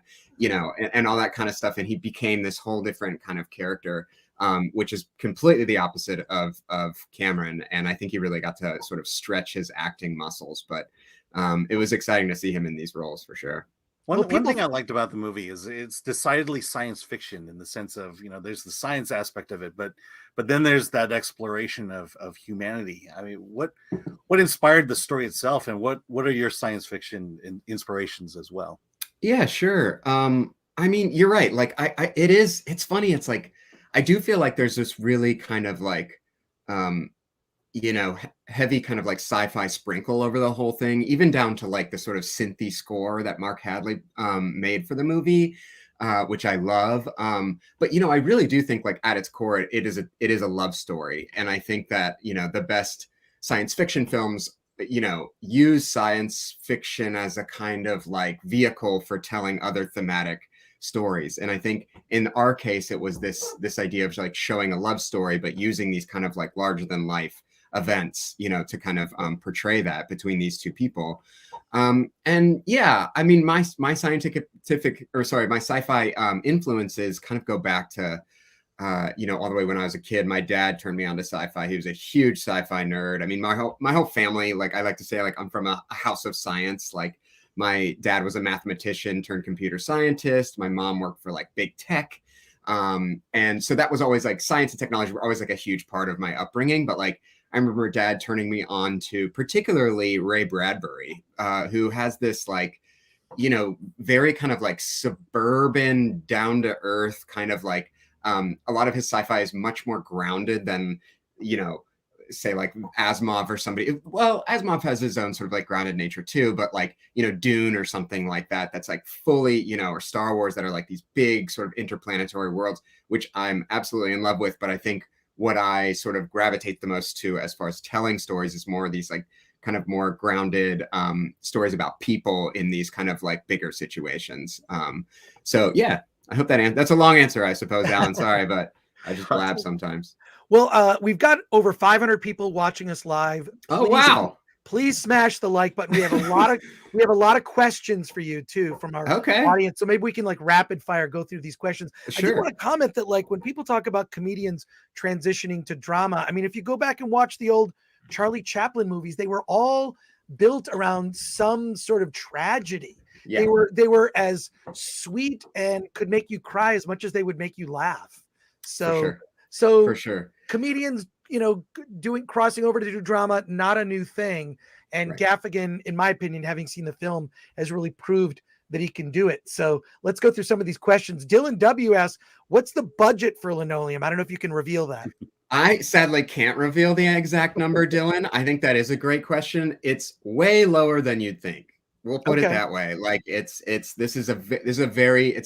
indie film through and through. And that means that really like even all of our marketing and all of this stuff is like, it's all very grassroots. Like any word of mouth that we can get is really helpful. So if y'all do go see the movie, spread the word. It's really helpful for us. So. And question here, my go-to question, it says Lubitsch touch me. My go-to question is always, will there be a physical release? Heck yeah. In fact, it is physically released right now in theaters. I don't know if you mean DVDs. DVD, kind of thing. Yeah. So we think so. It kind of depends on how well we do in the theaters. And then, with streaming and stuff, I think there's a really good possibility. Yes. Okay. And then English Batcher says, please tell us at some point how we can watch this. So it is in theaters. Is there a website? It is exclusively in theaters right now. Linoleummovie.com. Let's bring that up, Alan. Can you bring that up, Alan? Linoleummovie.com. Check that out. Zavin has a comment, says, comedy is about the human condition, just like drama. 100%. Dylan W asks also, have you ever gone through distributor nightmares? Well, sure. I mean, I have gone through distributor nightmares. I think our distributor on this film is really fantastic. It's Shout Studios. And they do a lot of amazing content, especially in the TV world as well. But they're sort of like diving headfirst into film in the last couple of years. So we're really excited to be with Shout. Shout, their DVD label is amazing. Oh, Shout yeah. DVD stuff is fantastic. Absolutely. Another question here. The nerd far away says, what's your hot take on AI generated art? I don't know if you saw, Colin. I follow Justine Bateman on Instagram. Okay. She had this entire, you should check it out. She wrote an essay about the end of art. She thinks that AI chat GPT is going to write scripts, is going to do digital effects. Do you have a take on that? Oh, trust me. Me and my friends have been talking about this for ages. It's definitely, this kind of burgeoning tech sphere. But I do think, I don't know. I must say, like, I don't think it's ever going to like fully replace artists. I do think that there is a place in the world for computer generated art and AI generated art for sure. I think that's, there's no sort of stopping it. I think that's actually a good thing. And on our end as creatives, I find it good in some way for inspiration. I've been working on this like lookbook for my next movie, and I'm able to kind of use some like AI generated images that I've generated to kind of get the idea out of my brain and onto the screen, which has been really, I think, helpful, to be honest. But who knows? We'll see where it all goes. Suli Ju says, building a rocket in the garage sounds a little like Explorers. It is. Yeah, I could see that for sure. Zavin says, can an AI write a joke? You have to ask Jim Gaffigan about that one. And then Akanika, what is your favorite part about doing short film? I think it always comes down to the people. I think doing film production comes down to meeting people. So I think, with shorts, it's great because or commercial work or music videos or this kind of thing, because you get to sort of like taste test, and experiment a lot more. Because the stage there's sort of lower stakes as far as that goes. So yeah, that's what I enjoy. And then the nerd far away asks, what took the longest to do when it came to getting this into theaters? Really, it just came down to scheduling. I mean, for us, it was sort of like, honestly, like, I don't know as much as the distributors do. So like Shout had some, strong opinions about when this would be best to come out to get the biggest audience. And we didn't want to get in the way of other sort of like sci-fi movies that are in this same world. So I think they kind of settled on these dates, and I'm happy. It's been going really well. So cool. And then Solomon Thornton asks, how'd you get your movie promoted? How do you promote the film? Kind of like what you're doing right now. Doing it right now. I mean, Look, no, it's great because I get to talk to such interesting people who have great questions like this. I mean, to be honest, like it's so much fun. And like, especially as a filmmaker, you get to like go to these screenings and film festivals, I think was a big way of helping us get promotions. And Gaffigan's gone on Stephen Colbert. He's on Seth Meyers tonight to talk about the movie. He was on The View yesterday to talk about the movie, which was fun to watch. So all that's online if you're interested in hearing more about it from his perspective. And let's see, last question here. This is a good one to end on. Lubitsch Touched Me, who's a member. What is your favorite sci-fi movie? Man, that is such a good question. I gotta say, there's one that kind of has been with me since I saw it about 2-3 years ago, and it's a movie called Ikari XB1. Have you guys heard of this film? I haven't. All right, so this was like a kind of long lost film, and it's black and white from I think the 60s Russian film. It's incredible, guys. Like it's like 2001 before 2001. Like there are shots taken, like almost taken, sort of like frame by frame into 2001. Like it's an incredible film. It's just sort of getting a lot more hype. I think it played at I think there was like a re-release at Cannes or something like that a few years back, and it kind of got people talking about it a lot more. But it's a really fantastic movie about this basically this spaceship that leaves Earth to try to find like a new inhabitable planet, and like the dynamics on the on the ship start to get really freaky deaky. So yeah, written by the same people who did Tarkovsky's, or the same person who did Tchaikovsky's Solaris. So it's got that kind of like, it's got that that really surreal vibe to it. And you know, the costumes are ridiculous. It's like low budget too. So anyway, highly recommend that one. Well, I just looked it up on IMDb. It says the original title is Icarus XB1. On IMDb, it says Icarus XB1, but it's 1963. Yes. It's set 200 years into the future. Wow. And I've only been able to see it. I have a DVD on my shelf, and that's the only. I saw it at a film festival. I saw it at the Boston Sci-Fi Film Festival a couple of years ago, and the only way I've found out how to watch it is via my DVD. So I don't know where else y'all can get it, but yes, it's a good one. It's for the archives, you know. I'm adding it to my list. That's awesome. Well, Colin, thank you so much for taking the time to talk with us today. The movie is Linoleum. It is in theaters. Go to linoleummovie.com. Is that right? That's it. Yeah. Thank you so much for your support, guys. And Linoleum it's been nice talking to you. Yeah, great talking to you. Come back again when you've got another project to talk about. Will do. All right. Thanks, Alan. Thanks, Chris. Take care, Colin. Later. That's great. That's awesome. I love it. First of all, I also want to say I appreciate questions from our audience here. Really great stuff. Just like, I don't know, just you ask really good questions. We're going to end the show on something kind of interesting, something special and different that we're going to do. And it's partially because I'm lazy. Not like just a little bit lazy. I get approached by a lot of students that are working on I'm working on my project for school, and I want to interview someone from the industry, and I'm too busy. I don't want to do it. Not that I don't want to look, I like to help out young students, but my life, I tell people, is very scheduled. After this, I have somewhere to be at 5. I'm going to a screening at 7:30. I'm usually going to a movie every night.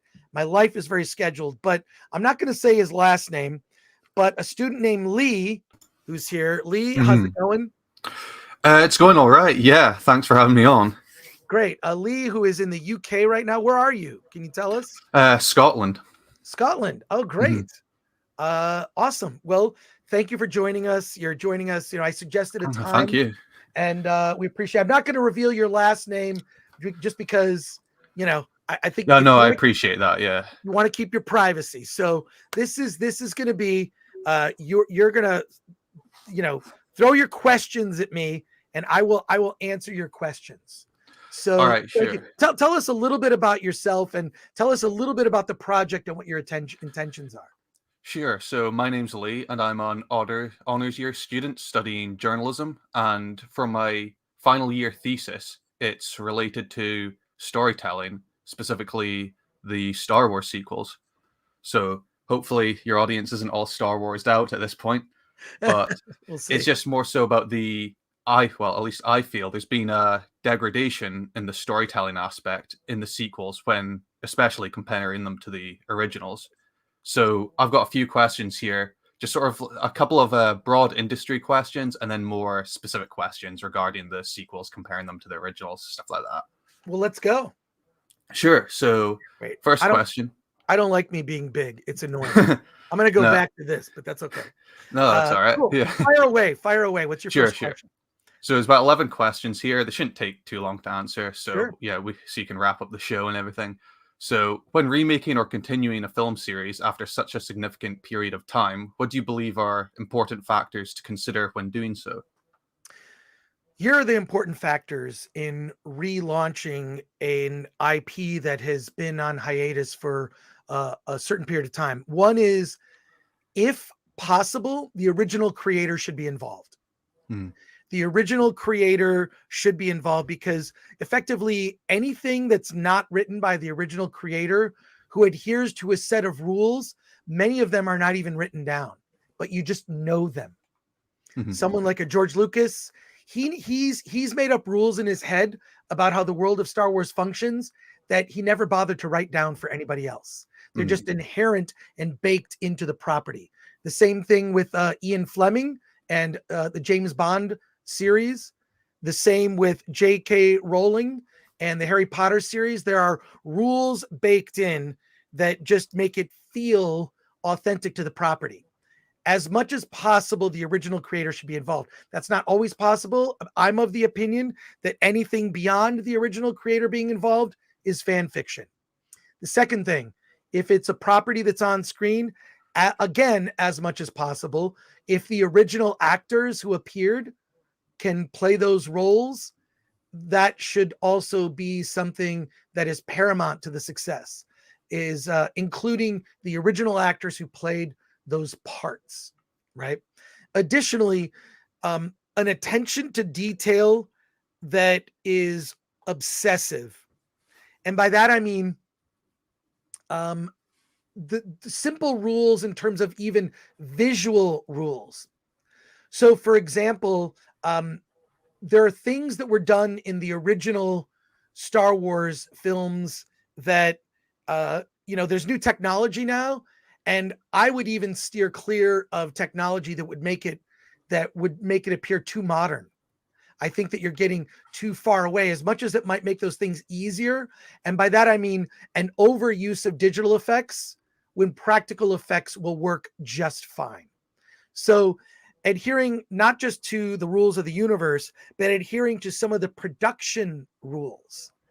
There are some film properties. I can't think of one that comes to mind. I'm sure in your research, you'll be able to find, but there are lots of, for example, the Steadicam was an innovation that many people associate with the very first Rocky film, when Rocky Balboa ran up the steps in Philadelphia and they used a Steadicam so it would be a smooth shot. Well, they didn't have Steadicams when they were making the original Star Trek, back in the day. So maybe when you bring Star Trek back, you just don't use those things so it feels technically rooted in it. So there's more of a direct connection. I think we rush too quickly to modernize IP, and what it does is you strip the soul and the essence of what it is by bringing in too much modernity. And by modernity, I mean modern technology, modern thinking, and the further you get away from that, it just doesn't even feel like it's connected to the original IP. So those would be the things that I think that are critical. And that attention to detail goes so far as one of the things I love about the original Star Wars series is the use of wipes. When they would cut from one major scene to another major scene in a different location, there would be a wipe. Now, the wipe is something that was used in serials in the 1930s that played in movie theaters. And George Lucas lifted that device from Flash Gordon and used it in his original Star Wars movies, right? In addition, there's a device that I believe was used in Flash Gordon Conquers the Universe. It might also be Flash Gordon's Trip to Mars, where there is a scroll that tells you what happened in the last episode to kind of bridge the gap. Well, he used the scroll in a different way at the beginning of the original Star Wars, which then became a device that was used throughout all the Star Wars films. Additionally, the fact that each of the movies had original titles and were numbered by episodes. Those things seem to, when it came to Disney Star Wars, those things were forgotten or used less, or used certainly less effectively. So it's that attention to detail, no matter how it's, and I'll tell you this, I know George Lucas has an attention to detail. He shot some scenes on Tatooine in episode 1 and insisted that the film grain matched the exact same film grain he used when he shot the Tatooine scenes in the original Star Wars back in when did he shoot? 75, 76, somewhere around there. So it's that level of attention to detail that is important. And if you look at any interview with George Lucas, he will obsess over the smallest thing. And for that, I admire him. I just disagree with him philosophically when it comes to things like special editions. But that's a long-winded answer for your first question. 10 more. Oh, no, that's fine. 10 more. I'm nodding as if you can see me, but Cool. Awesome. It's a bit late over here, so you Got just it. have the sort of blank stare of my profile picture for the time being. That's okay. Don't sweat it. All right, so second question. How well do you think Hollywood and major film studios in general have been handling the return of well-known stories as of late? As of late, Hollywood has bungled much of the major IP. whether you're talking about more recent Marvel films, whether you're talking about Star Wars, it appears as if this, or even Star Trek. I would say Star Trek Picard is something of an exception, but Star Trek at Paramount, right? Paramount Plus app. Mm-hmm. They've bungled it in the sense that Hollywood has come to a place where it's very data driven. And how is Hollywood data driven? When it comes to box office, we can see how much money a film is making. I would question much of those numbers. But data driven when it comes to those numbers, when it comes to streaming numbers and what people watch, very data driven. And so what that's turned into is what I like to call factory filmmaking, which is an assembly line where there are a list of check boxes that must be adhered to when making a Hollywood product. And these check boxes are adhered to, and the check boxes supersede entertainment.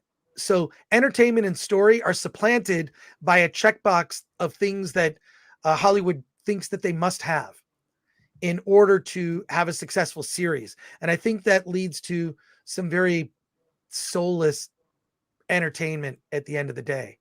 I'd say that that's the biggest problem. And the term factory filmmaking is not an original term that I thought up. It's a term that I first heard Francis Ford Coppola use.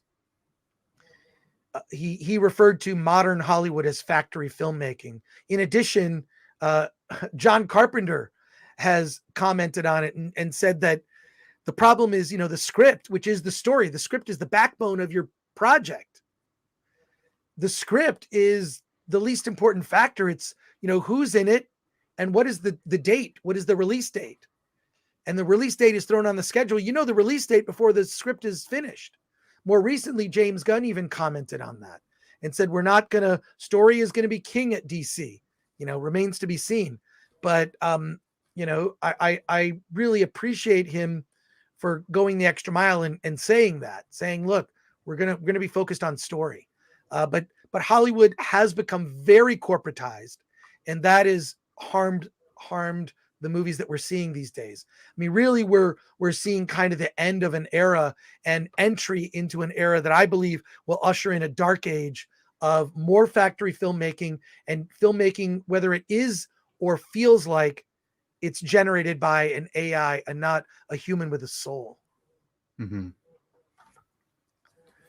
So that kind of links into my next question a bit. Mm-hmm. So why are stories such as these coming back or being continued? Would you say it's purely a monetary sense, as I think Joseph Campbell sort of goes on, he sort of describes how a lot of cultures have similar stories and repeat the same story. Mm-hmm. Would you say this is right now, this is being done just purely, like you said, it's data driven, it's monetary, or is there more reasons behind it? Well, one is Hollywood loves money.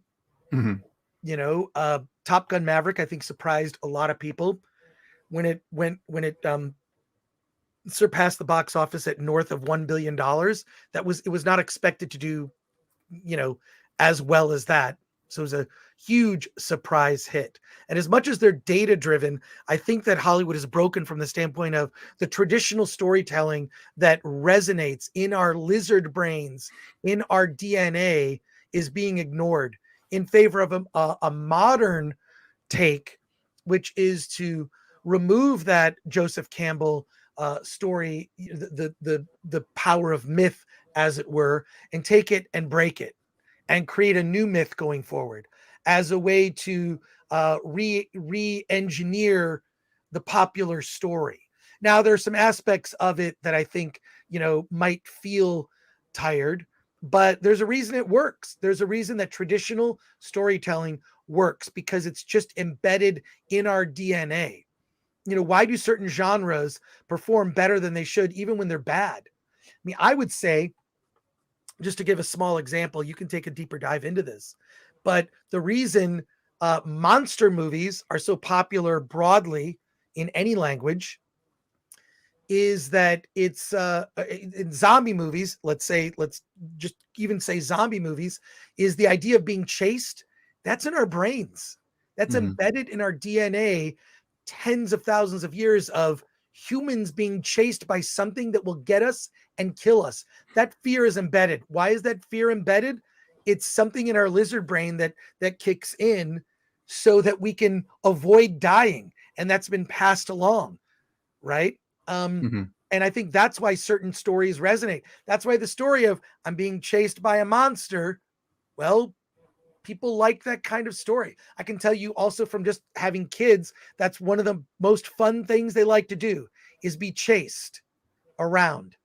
Something in our brains that's hardwired that we find that enjoyable, whether it ends up in a bad way because it wasn't us. If we're watching it on screen in a movie, someone, ends up with a bad result, they get caught and they're murdered and killed. Well, it's not us, so I feel okay. Or relief that like, oh, this character who I identify with escapes. I want to speak, maybe this is a question down the road for you. I do want to speak about, identification or identifying with someone on the screen. The whole point of all fiction, whether it's movies, comic books, literature, television, even video games, the whole point is to be able to, have empathy for someone who isn't you. There's too much of an emphasis on a character needs to look just like me. That is an ignorant thought, because the point of literature is to put yourself in the head of someone who isn't you, whether it not match your gender or ethnicity or station in life. It's fun to have some empathy or be able to identify with someone who isn't myself. The last thing I want to see is a movie where the character is just like me. I would be bored. A lot of meetings and emails. But I think that's an important point that's being lost. And this bad idea has been embedded where I can only identify with a character who looks just like me. Really, really, that's not a smart idea. And it basically dismisses the benefits of seeing a story through the eyes of someone else. So, all right, so we're getting into the more Star Wars-y stuff here now. So, cool. What is your opinion on the Star Wars sequels? And we do have more questions about them coming up. So, sure. Just your quick thoughts on them. Quick thought: it was a failure.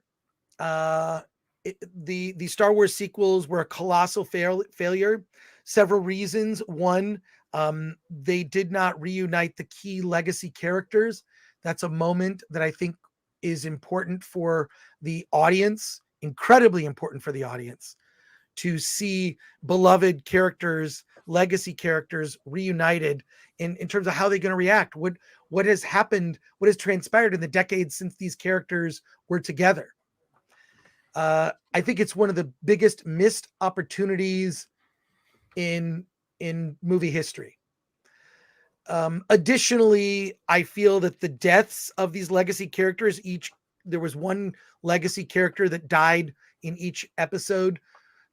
Han Solo in The Force Awakens, Luke Skywalker in The Last Jedi, and then Carrie Fisher's character, Princess Leia, in The Rise of Skywalker. The whole point of a death scene in a movie is it's you're saying goodbye to that character. But the only way to really have a satisfying end is for the characters that love that character to watch, because the character that's dead is just dead. They no longer exist. But you want to see the reaction of the people who love that person. And I would say that it would be a much more powerful and important death if Han Solo had acted died in an act of self-sacrifice and done that in front of the people who loved him. Luke Skywalker and Princess Leia. Or Leia Organa or Leia Solo, I guess at that point.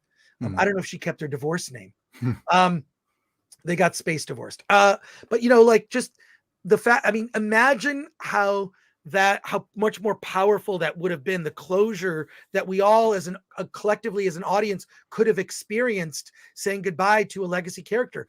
And you can compare it with the death of Spock in Star Trek II, The Wrath of Khan, when Spock died, saving everyone in the ship in an act of self-sacrifice, not a needless, pointless death, he was surrounded by those who loved him. Scotty was there, McCoy, Kirk. They had a moment. There was a death scene. And the way that Han Solo was dispensed with so disrespectfully, stabbed through the heart with a lightsaber and falling to his death, was terrible. So there you go. There's my quick thoughts on the series. Is it was really disrespecting the previous lore, trying to change the tried and true Joseph Campbell storytelling that works. And I feel that the box office reflects it, diminishing box office for all of those movies as they came out.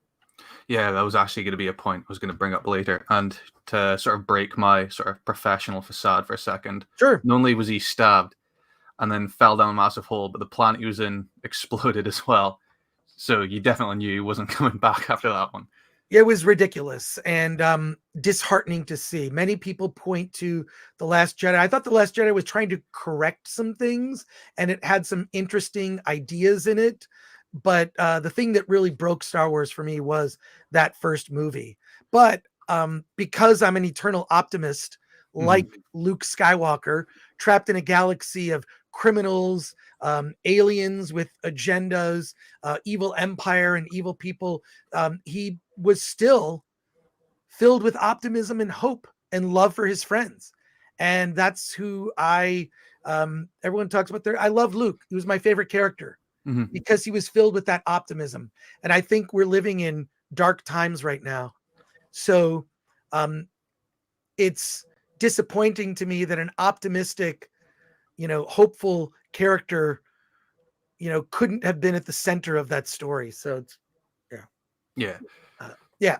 Next question. Let's do it. So what do you think made the original Star Wars films so successful from a storytelling perspective? Well, the storytelling, it's because it followed the hero's journey as mapped out by Joseph Campbell. And that storytelling resonates, even if it gets tired. And you can flip certain aspects of it. You can flip stuff around, change things, reorder stuff. There's a lot of different ways to tell that same story. But that was the backbone of the original Star Wars. In addition, what was happening in the 1970s, many movies were dark. The United States had just gotten out of Vietnam. We had just seen a president resign in disgrace. Movies were dark. Politics were dark. It was, America, if not the world, was tearing apart at the seams because of politics. And this movie, aspired to tell a modern fable for young boys and girls. And it just hit. I believe that partially why Star Wars was successful because it stood in contrast with so much of the cinema that was coming out at the time, which I would argue was also very good, but it was also very dark. Movies like Taxi Driver, the Godfather films, a lot of the work then was spectacular cinema, some of the best American cinema we've ever seen. But he's, there were dark stories. They weren't for kids, for sure. Yeah. Next question, if you have one.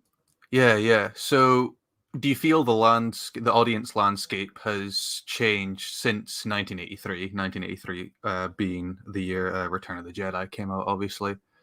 And if so, in what ways? Are they more sophisticated in the sense that they demand more from a movie story? And do you feel like this shift kind of is reflected with the sequel trilogy's quality? Yeah, I think that certainly modern audiences are different. I think the disheartening thing is I think that what's been happening is we don't share the same values. And so what used to be a value that is shared by all, like censorship, that to me is something I think I'm against censorship. And that's not a value that's shared any longer. Values that speak to a traditional family And they're different. There are many different versions of what you would call a traditional family, and that's I don't think anyone has a problem with that. But I think that has eroded, and it's reflected in the storytelling. I think it's had a damaging effect, and I think that also what I've seen in particular with Star Wars is that they've overplayed perhaps what might be considered the values of a modern audience. I think they've overplayed that importance. I think there are just traditional storytelling that just resonates. It resonates. It's in the zeitgeist. I mean, there are a lot of things. If you can tap into the zeitgeist, which is what George Lucas did in the 70s, and it was no easy feat. It's not a movie that he wrote in a year. It's a movie. It's an idea. It's a universe he obsessed over since the late 60s. When he wanted to do Flash Gordon. I strongly recommend you read a book called The Secret History of Star Wars. Get the audio book. It will the amount of work that went into just the first screenplay is mind-boggling. He had these ideas that he just birthed. It was difficult, but it stood in contrast to what was happening at the time. But there's a thinking in modern Hollywood that's not what audiences want. I think audiences want certainly the same traditional storytelling that they've been fed, but maybe in a different package. So different, things that are on the surface level. Yeah. Can change.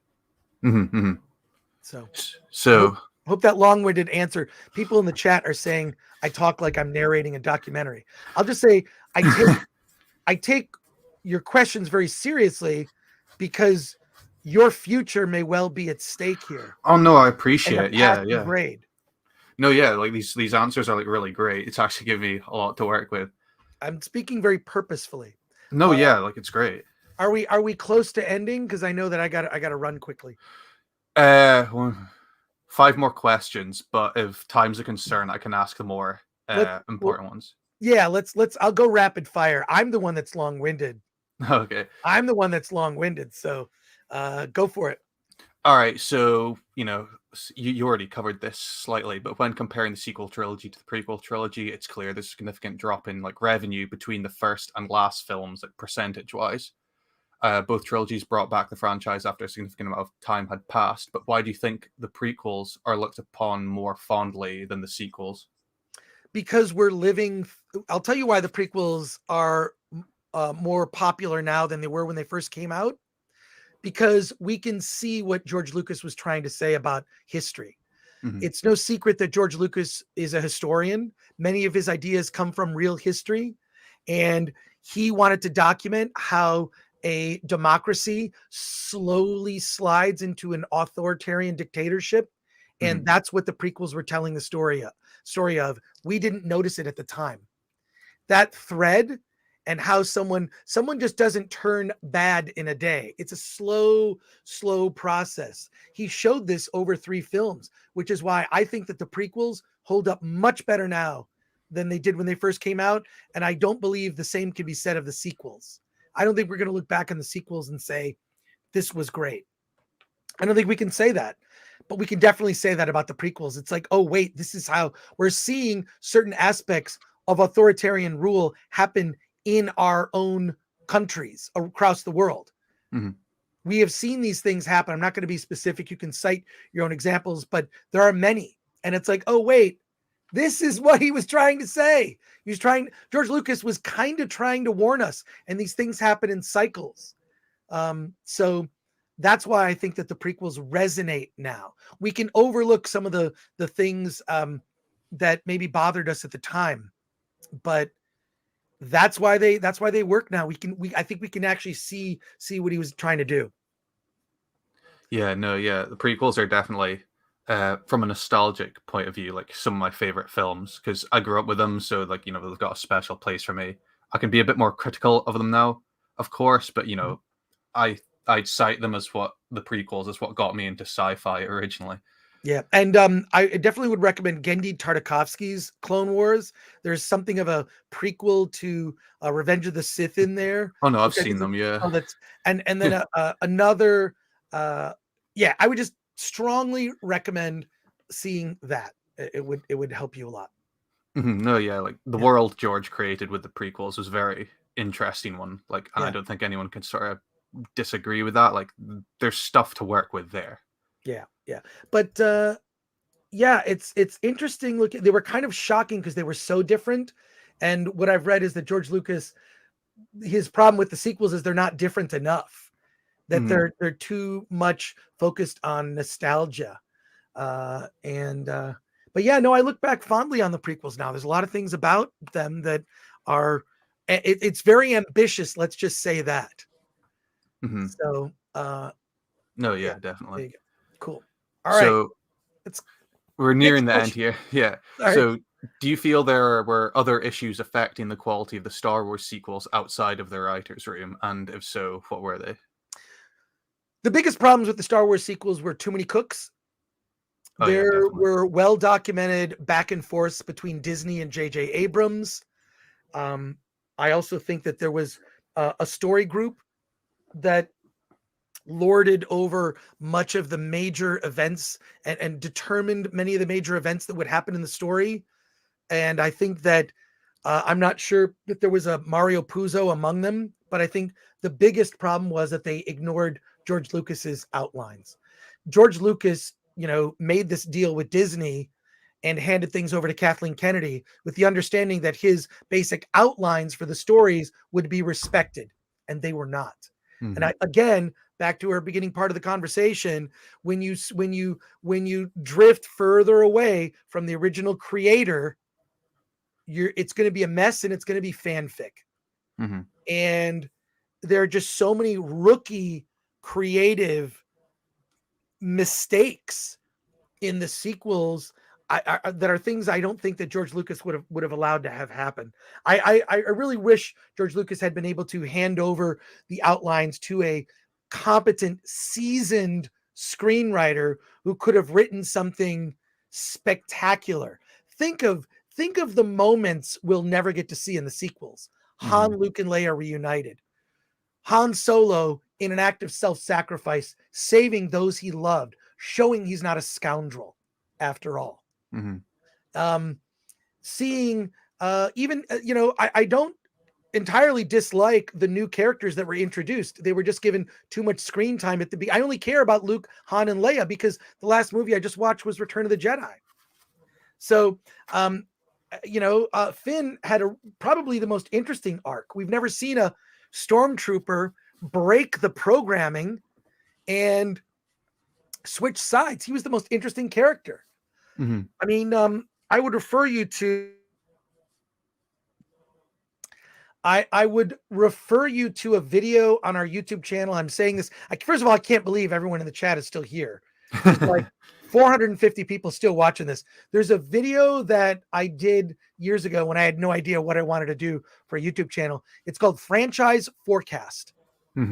Look up Franchise Forecast on the Film Threat YouTube channel. It is a video where I was attempting to predict what might happen in the 9th Star Wars movie, the third of the trilogy. And I think I have some of my ideas in there because it was supposed to, I felt like I kind of figured out some parts of the story. So a friend of mine, had his theories. I had my theories. We kind of combined them. And then a buddy of mine, Bobby Schwartz, who's an editor, put it all together. I'm really proud of that video. None of the ideas were used, but Finn was a great character that was completely misused. Can you imagine a scene in episode 9? All is lost. The resistance is about to be defeated by the First Order. Finn is surrounded by all these, Finn and his friends are surrounded by all these First Order stormtroopers. And they ask him, the stormtroopers, hundreds of them, ask him, are you the Finn? Are you the Finn? Because he's a hero amongst these people who then realize who they've captured. They take off their helmets to reveal their true selves.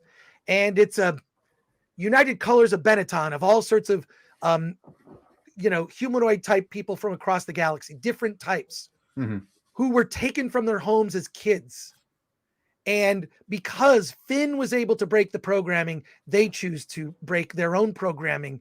And a whole legion of First Order troopers turns against the First Order because they were inspired by Finn's act of heroism. Wouldn't that have been a better payoff to his character? Or maybe he becomes a Jedi. It would have been, I feel really bad for John Boyega as an actor, because his character was sidelined and he was moronic in that last film. But watch that video, Franchise Forecast. Feel free to quote anything from that. Oh no, I definitely will give it a watch. Yeah, Cool. Thanks for that. 5 minutes. 5 minutes. All right. So what sort of impact do you think the sequels had, if any? Like impact, legacy? Like, what do you think of that? Two things. One, historically, the biggest mistake in cinema history. It basically destroyed the Star Wars franchise. It will be taught in schools in the future as how not to shepherd a franchise. And I think that's going to be its legacy. Its legacy will be a lesson in Hollywood history. If you've got your three main actors from one of the biggest movie franchises of all time, you put them in a scene together. You listen to the original creator. Doesn't mean they would use every idea from George, but listen, right?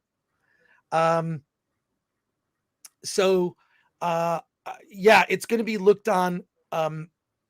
It's not going to age well. Mhm. And I've tried to watch the movies since I saw them in theaters. They have not aged well. So there you go. Yeah. So next question. We're getting there. Two more.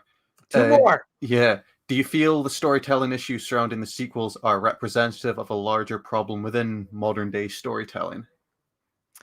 The short answer to that is yes. Mm-hmm. I would just say your premise is correct, that modern storytelling has been subverted as a way to reduce, to basically diminish male characters. Mm-hmm. And to uplift female characters. And I don't think you need to, I'd say, why don't we just uplift male and female characters? Mm-hmm. People forget Princess Leia was a powerful female character. She was not a damsel in distress. Okay.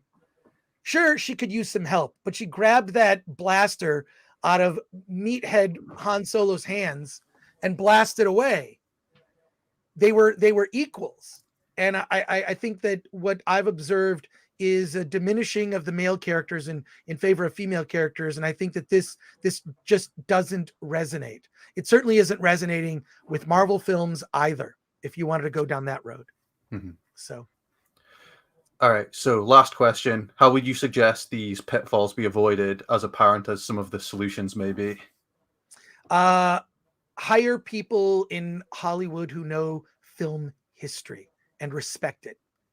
And the biggest problem in Hollywood are executives without a sense of film history, and people being hired that are maybe elevated to positions they're not ready for. And I think it's important. I think one of the things I like to say at Film Threat, if you want to write about movies, there are three things you need to have. Passion is number one. That's something you need to have, and there's no shortage of that. You're here now because you're very passionate. People are still watching me. 450 people still watching because they're very passionate. Mm-hmm. Passion, no shortage of. Grammatical, you got to be good at. You have to be good at grammar. This is me. I'm really tired. Know your strunk and white. You need to be well spoken and well read. So grammatical correctness is key. Just writing skill is very important. Lastly, you have to know film history. Mm-hmm. You need to know film history. Critical that you know it. The problem with Hollywood now is they've hired activists over storytellers, and it's destroying the industry. And at the end of the day, it's going to hurt the livelihoods of many people. And unless someone grows a backbone and recognizes this, we will continue to spiral down in a way that it could destroy the theatrical movie-going experience. I don't blame people when they say they don't like movies these days. Look, I hear you. I hear you. So I hope that helps you. That's your last question. Yeah, it is. Yeah. Well, we've got some super chats and comments. I'm going to go through these real quickly, and then we're going to wrap up the stream. But I want to thank Lee. Send us your. I want to know that you got an A. I hope you got an A. Yeah, I'm hoping I get one too, but we'll see what happens. We'll see what happens. So congrats to you. I know it's late there, but your beer is much better than the beer that we have in the United States. English Batchers, who's a member, asks, tomato or tomato? That's for you, Lee. Oh, is this for me? Well, it's tomato here, but I know it's pronounced differently all over the world. So who am I to judge? Okay, and then Patrick Lemire says, I feel this is Chris being deposed in the trial of Disney Star Wars. Well, that's going to happen. That's definitely going to happen. Hayden 75 for 10. It's great to hear Chris get to talk about film and Star Wars in this interview format. I like hearing this deeper dive from a true expert in film. Excellent questions from our guest interviewer. Did you hear that, wow. Lee? Yeah, that means a lot. Although Cheers. Although he sent that early on in the interview, so Rockstar 3 for 5 says, can I join Film Threat so I can get discounted CinemaCon tickets? We'll submit reviews. the answer is no. It's No. I mean, I will we're say trying to 100% of the time I've made this deal, it has not worked out for us. yeah, that's not going to happen. So, I mean, Alan and I are trying to get into CinemaCon. Yeah. We don't know if we'll get in. Have we been approved? They said they won't announce it until like March 7th. Gotcha. Okay. And then a couple questions I think I missed earlier. Fan art exhibit for 5 says, are you guys aware of the crowdfunded original sci-fi IP film from Bat in the Sun Productions called Legend of the White Dragon? Looks promising. First of all, I love the Bat in the Sun guys. The quality of their productions is beyond mere fan films. That sounds amazing. I hope they make their goal. I will look that up. I'm active on Kickstarter. And our last comment here for the day, Dolphin Time says, can't wait to not watch the Oscars for the 10th straight year. Dolphin Time, don't black pill on that. We are doing a Film Threat Academy Awards watch party. We will all suffer together on this channel at 4 p.m. Pacific time, which is an hour before the Oscars start. Just throw Film Threat on your computer or tablet or phone.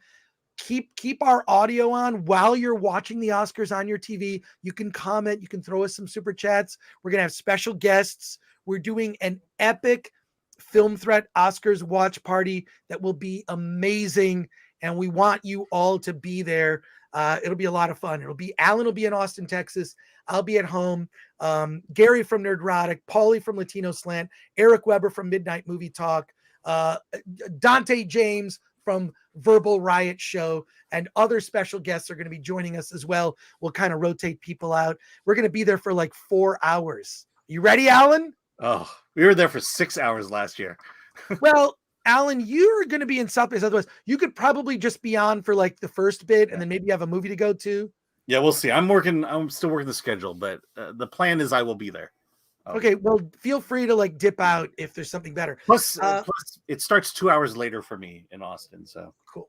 All right. Well, Lee, I want to thank you for your incredibly intelligent questions. Oh, thank you. I will be watching you and your career. I think that we're about to enter a golden age of independent film, a golden age where indie filmmakers using tools like AI to do special effects, using traditional storytelling. I see a huge wave of independent filmmakers that are going to do new and interesting work. And I think the best way to do that is to buck Hollywood. So Lee, thank you for joining us tonight. Thank you for having me on. I really appreciate it. Yeah, and I want to appreciate it. Let me know. I want to hear what grade you get. And I'm going to end on a video some of you may have missed. We're going to end on this, a video, because I just kind of want to see Alan's reaction, a video that started the live stream. Okay, one more push should do it. Honey, breathe. Almost here. Wow, he's a big fella. I can see his head. Oh, my God. Oh, man.